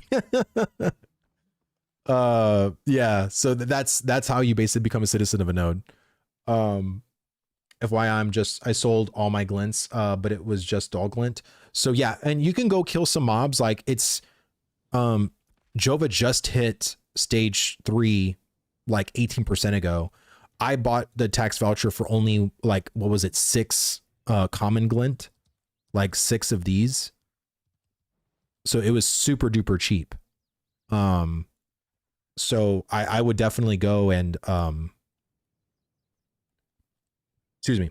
I would definitely go and, become a citizen if you can, but it also depends too. Like some people like to wait because, you know, maybe their guild wants to be the mayor of a certain settlement. So even though Jova is like the first one to do it, your guild may not want to be, you know, the first, you know, maybe they want to go in Halcyon, maybe they want to go in Marilith or something like that. Right. So it really just depends. Creel? That's probably not how you say it at all. HC2. Thank you so much for the follow-up, brother. Thank you. And welcome to the stream. I will just live under that bridge you went over. No taxation with representation for me. Yeah. Let me see your mule. Oh yeah, my mule should definitely be ready. 100%. So I'm excited. So I'll go deliver this crate, get my mule, and then I'll go show people where to become a citizen in Jova. And then we'll go back and we'll do another crate run, because I can do the granite and I can do the rubies, the common rubies for the 2 crates. 3-pack time. Wait, so can mules? I thought mules can only carry 2 crates and not 3. Can they carry 3? Because they can carry 3. Holy shit. 2 on mule, 1 on back. Oh, so that's how it works. Okay, I thought it worked differently. I thought you couldn't have a crate on your back. I thought that's what the mule is for. But damn, okay, sweet. 3-packing it. That sounds awesome, because that's what 666 times 3, which is carry the 3. A lot. I'm down. I am down.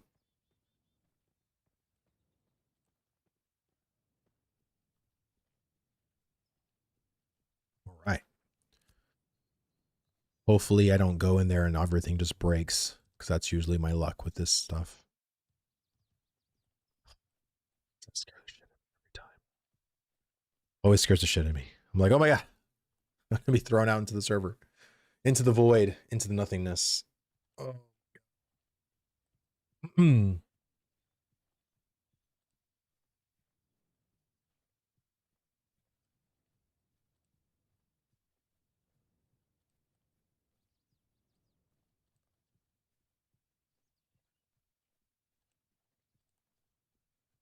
Sorry. I got a message from Discord. I was wondering who it was from.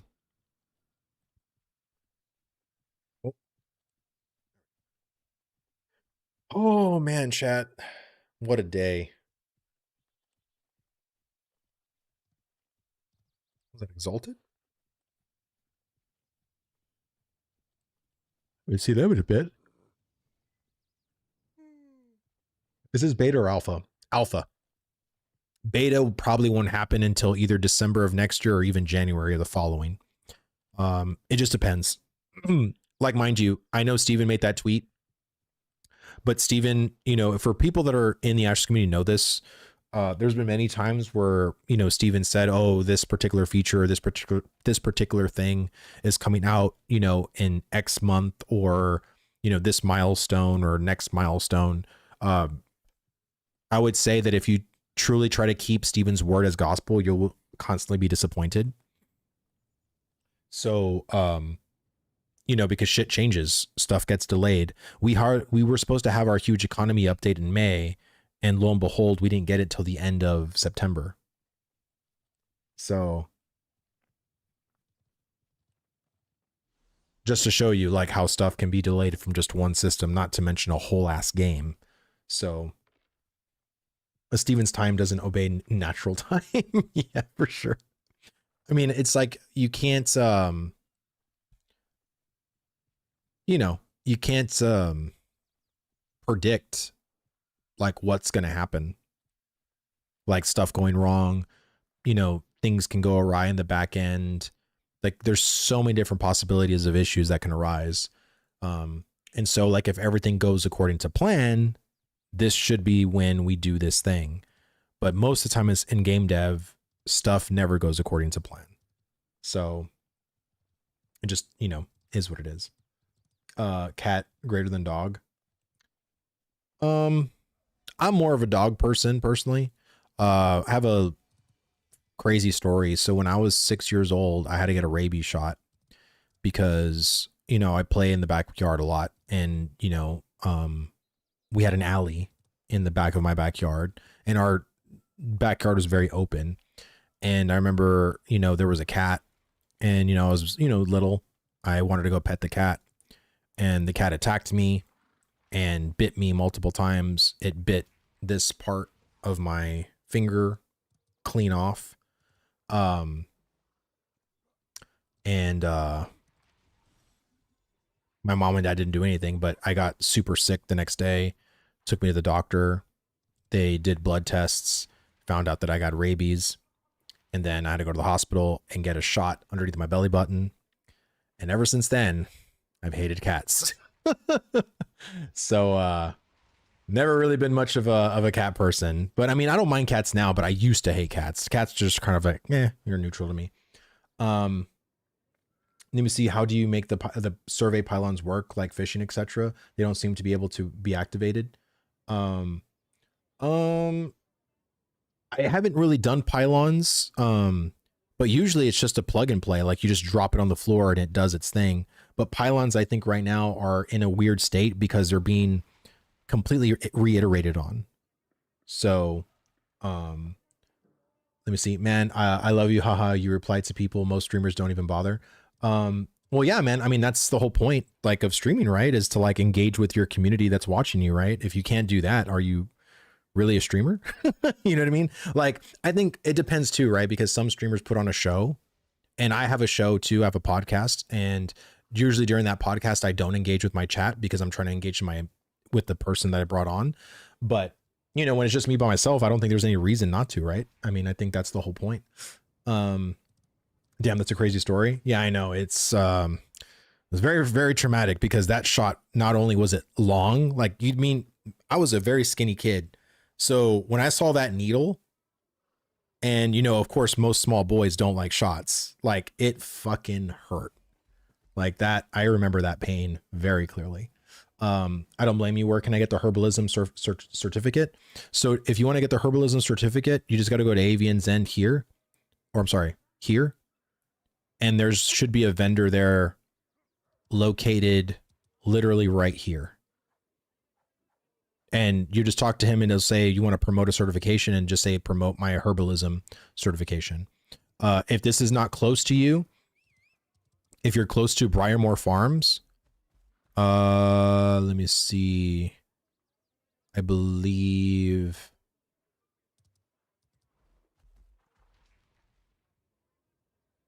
Oh man, I haven't been to Briarmore Farms. It's either going to be here at the, I believe it's going to be here. You're going to promote your certification here, but if it's not there, then you can also maybe do it here with the textile mill. But I would say it's probably more so here at the agricultural supply. So that's, you know, that's the thing. Yeah, rabies shots suck. Yeah, they do, especially for a fucking 6-year-old. So, yeah, my dad was so pissed off. He was so mad. I never saw that cat ever again. I don't know. Let me see. Fucking ad. Can you tell me again whether you can? Oh shit.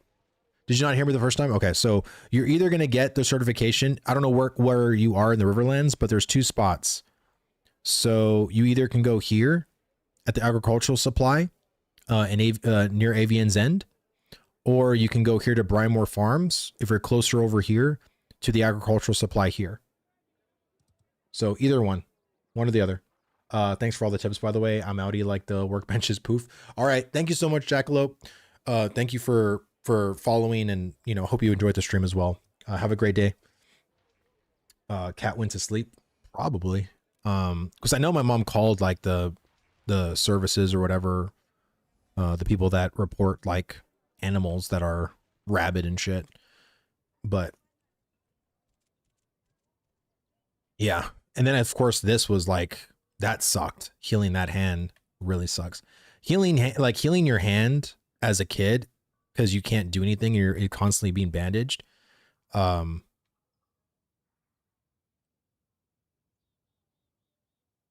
working. Okay, there we go. Oh yeah, and you also get little node bucks too.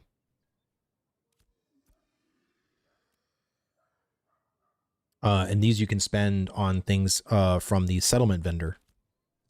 So again, just for people to see, does processing still require fuel? No, it does not.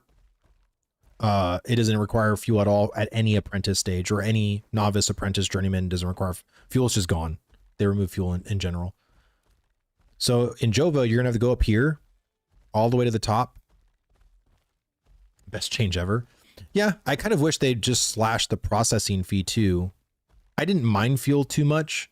Like, fuel wasn't to me a big gripe. The big gripe was just how expensive everything was. Oh shit, wrong. This guy right here, very bottom to the left, you're gonna talk to the sheriff, and then it's gonna say, I don't have that option anymore, but it's going to say at the very top, I would like to become a citizen. You click on that, and then it's gonna walk you through, and it's gonna say you would like to purchase vouchers, and then it'll say, like, here's the tax voucher. It's like 4 like dull glint, and it's gonna tell you how many tax vouchers you need to buy. So if you gotta buy 1, you buy 1. If you buy 2, you need 2. But you remember, you have to use raw glint for this. Okay. And then we're gonna come over here. And we are done. So now let's go get my mule.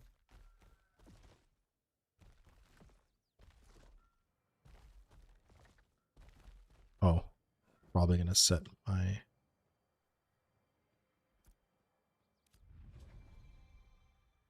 Sweet. There we go.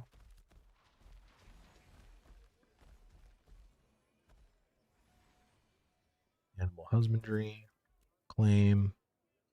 Dunskies. Oh, wow. It goes 100% speed?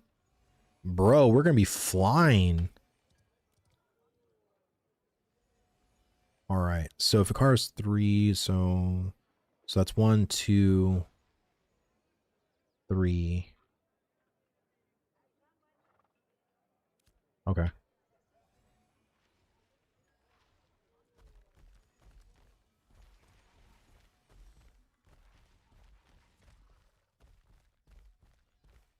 Let's go.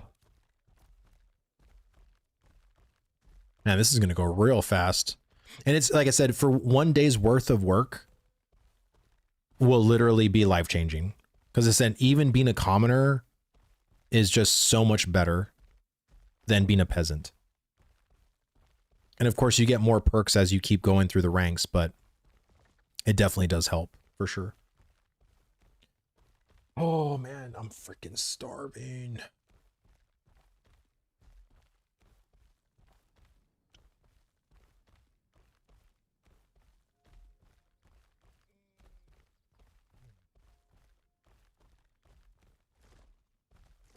Best reason to get wrap up is to get the Lego commodity certs. Well, yeah, and so what do those certs do? Because I remember doing that in phase 3. But is that more for like the for the economic crate to get gold? Is that what that is for? Yeah, I know those are for crates, but is that for like the higher rarity you get, the more gold you get per thing?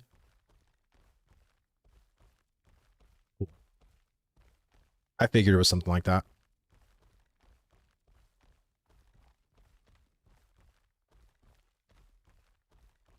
Okay.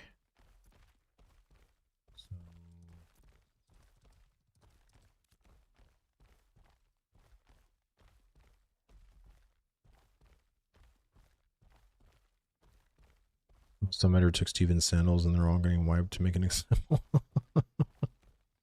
It's funny. Yeah, because I think when you hit commoner and you use those certs, in order to purchase those certs, I think you need node bucks to purchase them. And you get node bucks, like I said, for doing anything that's related to the node, you earn node bucks with, like whether it's buy orders, mayoral commissions, or doing these construction crates that I'm doing right now.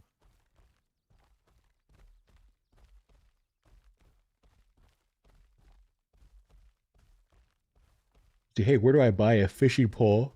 Or where do I craft it? Look at this. Oh, shit. Sorry, brother. So you should have a fishing pole already. Let me see, just on the game with the full understanding that it's alpha. We'll get to be testers, haha. Been looking for the happy place at the end of Star Wars Galaxies. I had great memories. Well, great to have you, brother.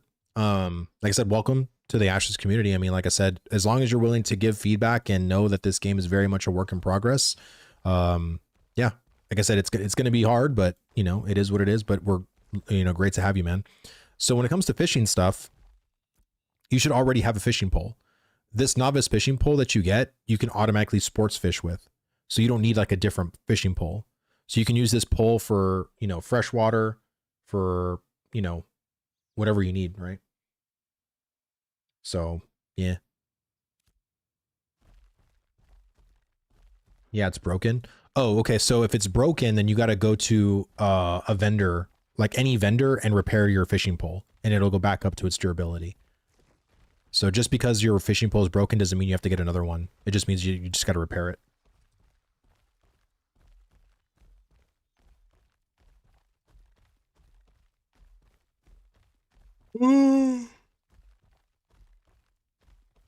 Oh, shit, man. I wish my family would wake up because I'm freaking starving. And I don't want to get food because then everyone's going to want to eat when they wake up.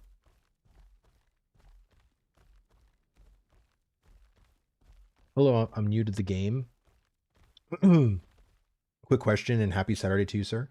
Is this game available until full release, or is it only going to be available for a certain amount of time? So by purchasing on Steam now, and also welcome, by the way. My name is Vladis. I stream Ashes of Creation content exclusively. So if you buy an early access right now for $44.99, you will get the entirety of the alpha all the way to launch. Once the game launches, you'll have a month's free game time by purchasing this package today, and then you'll pay a monthly sub of $15 after launch. But launch isn't going to probably happen until 2027, potentially 2028. So for $44, you'll literally have 2 years of MMO time, you know, and I don't know, to me, I think that's a pretty damn good deal. Have you tried sports fishing yet? I have not. I need to get a rowboat. I want to see what a rowboat is, or like how much a rowboat costs. So I want to see like how much that is. You know what I mean? Hello, can you show the map how big it is? Yeah, I can. Super easy to make a rowboat. Okay. So this right here is the Riverlands. This is the area that I'm in. This is the greater, the other zones. So this is the Sand Squall Desert. This is called the June Dark with all these settlements here. This right here is the tropics. Well, actually, I'm sorry. Right here is the tropics. And then right here is the anvils. All of this is the anvils. So it's, again, it's very big. Very, very, very big. No loading to new area. Oh, well, good. Maybe some things are getting fixed. Make a rowboat at carpentry for 50 raw wood and 75 copper. Oh, okay, shit. I'll go ahead. I'll have to go ahead and do that.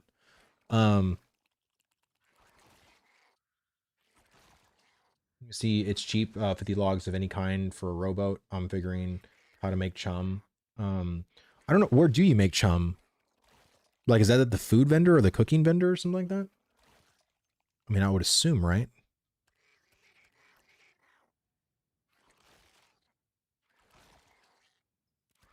Okay. Cooking station. 50 raw fish for fresh water, 99 for salt. Okay, I figured it had to be at the cooking station to get the chum. In the live stream, they said chum was made for AFK fishing mats. I haven't done it yet. Yeah, I haven't done it yet either. Maybe I should. Okay, so what do I do? So let me go ahead and get rid of this.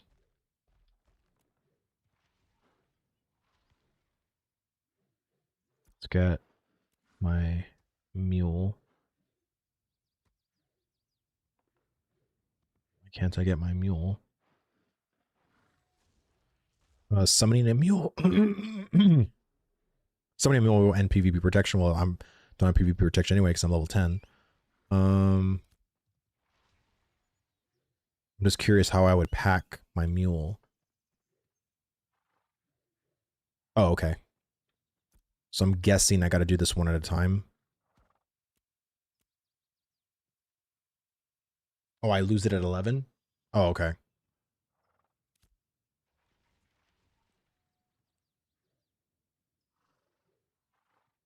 There we go.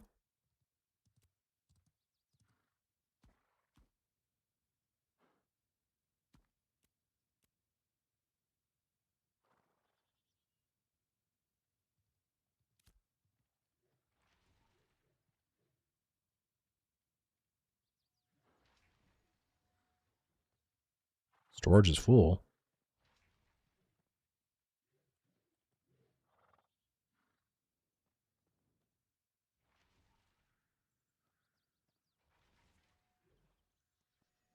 I thought you can put...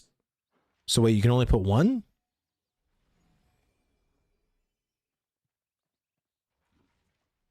So it is only two?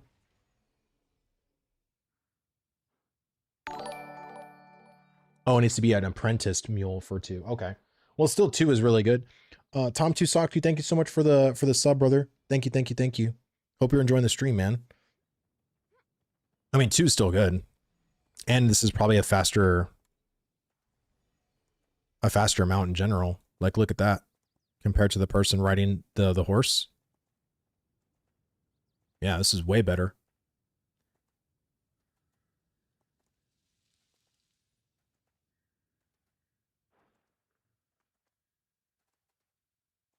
Love it.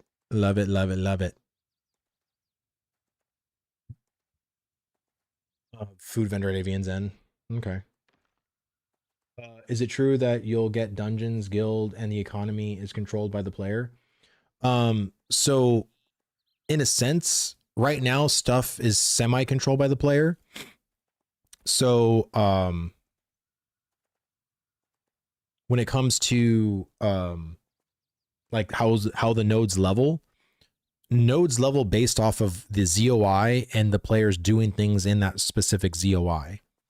And what I mean by ZOI is Jova, this entire purple lidded area is the entire zone of influence. And and basically like anything that a player does there, whether it's gathering rocks, any profession things, quests there, killing mobs, all contributes to leveling the settlement. And right now, the settlement system and also the dynamic events that come with it are not all online. But the goal is that settlements will actually provide dynamic events, and also bringing up a certain node first and locking out other settlements could bring in certain bits of content that potentially other servers did in another way, and thus creating completely different server experiences and dungeons and events and world bosses. Like that's kind of the intent of Ashes of Creation, is for it to feel like the player is kind of deciding, you know, where they want to level or where they want to go to do certain things, right? And right now it just isn't like that. Like the reality is that there's certain ZOIs and there's certain settlements that are just more fleshed out with content comparatively to the others. So there really isn't a choice currently, because players are always going to go where the content is, right? And so there's going to be second passes of the Riverlands and also the Anvils as well. They're going to keep fleshing that out to make certain ZOIs more competitive. So that way there actually is a tug and pull of, you know, right now the biggest tug and pull is between Jova and Winstead, because Jova and Winstead have the most amount of content POIs and grindable POIs at the earlier levels than the later ones do. So that's kind of where that sits right now.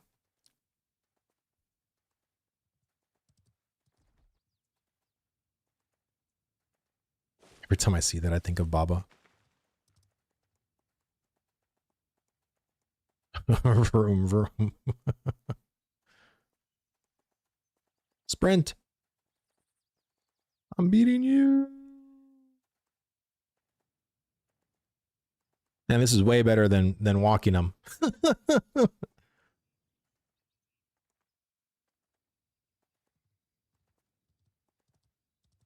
I really didn't think mules were going to be this fast, to be honest with you. I thought mules were going to be as slow as caravans, to be honest. It's interesting to me. I honestly wish caravans did move a little bit quicker, though. I think caravans, especially at novice, are just a tad too fucking slow. But we also need to have like progression through going from novice to apprentice to journeyman all the way to grandmaster. So I mean, we'll see what happens, but I mean, there's still so much tuning to be done as well, right? That's when you know you entered a different server worker.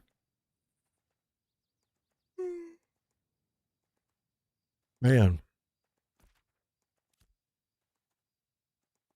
Well, I probably will stop streaming once I deliver this crate, chat. I need to get some food. You know, it's already going to be 1, or it is 1. So I'm going to go eat with my family, hang out with them, and probably play the game a little bit later.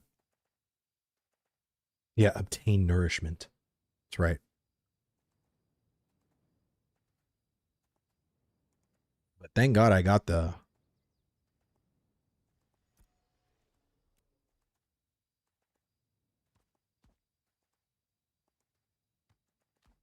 Thank God I got the mule. This is so much better. This is so much better. How are you guys liking the mules? Like, do you think the mules are good? Do you think they're too fast, too slow? Do you think they're just right? I think having 2 is actually pretty appropriate for novice, 3 things for apprentice.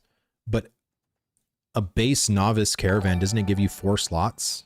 Or is it 6? I want to say it's 6. I could be wrong. Oh, I like them because if someone wants to corrupt on you, they have to do it twice. True. True, true, true. Let's see.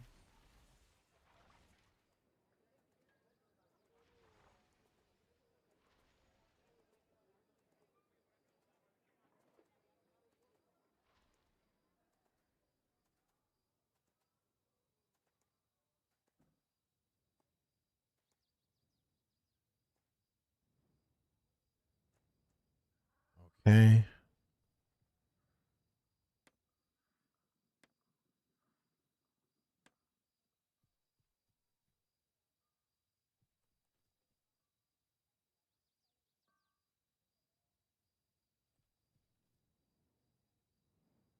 Oh no. No. Oh no. Wait a minute. If I have, wait, not a crate here, but if I put a crate on my mule and I desummon it. Ah, damn it.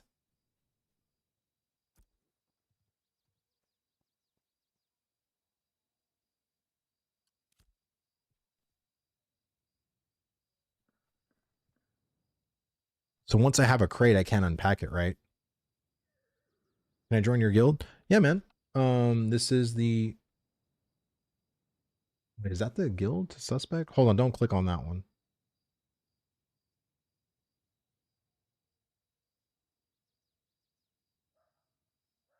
Oh, I guess it is. That's the, yeah, that's the one. Store it in your cargo in the node. How do I do that? Is that in the storage? Like I go to my storage and then go to cargo, or is it the caravanserai place?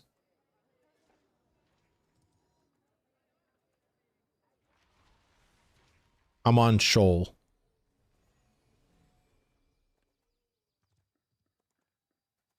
All right, let me go to the caravanserai real quick.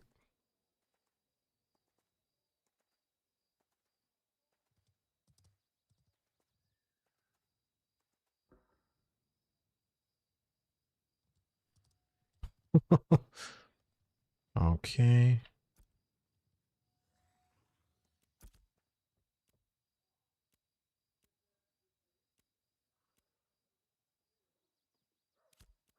Uh,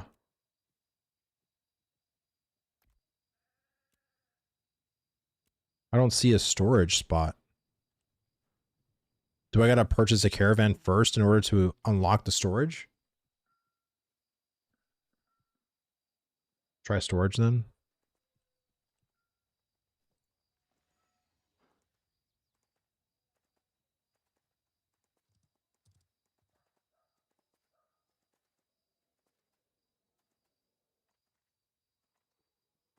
T3 should have a spot.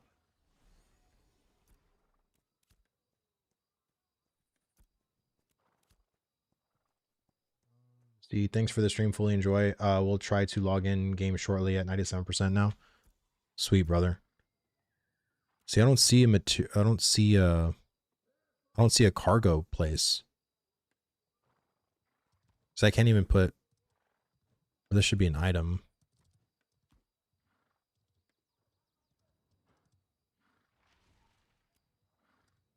Yeah, there's no cargo space.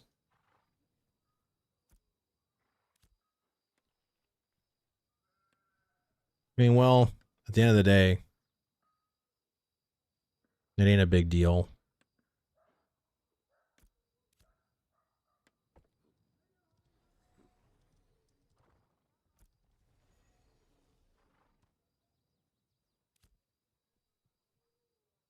Well,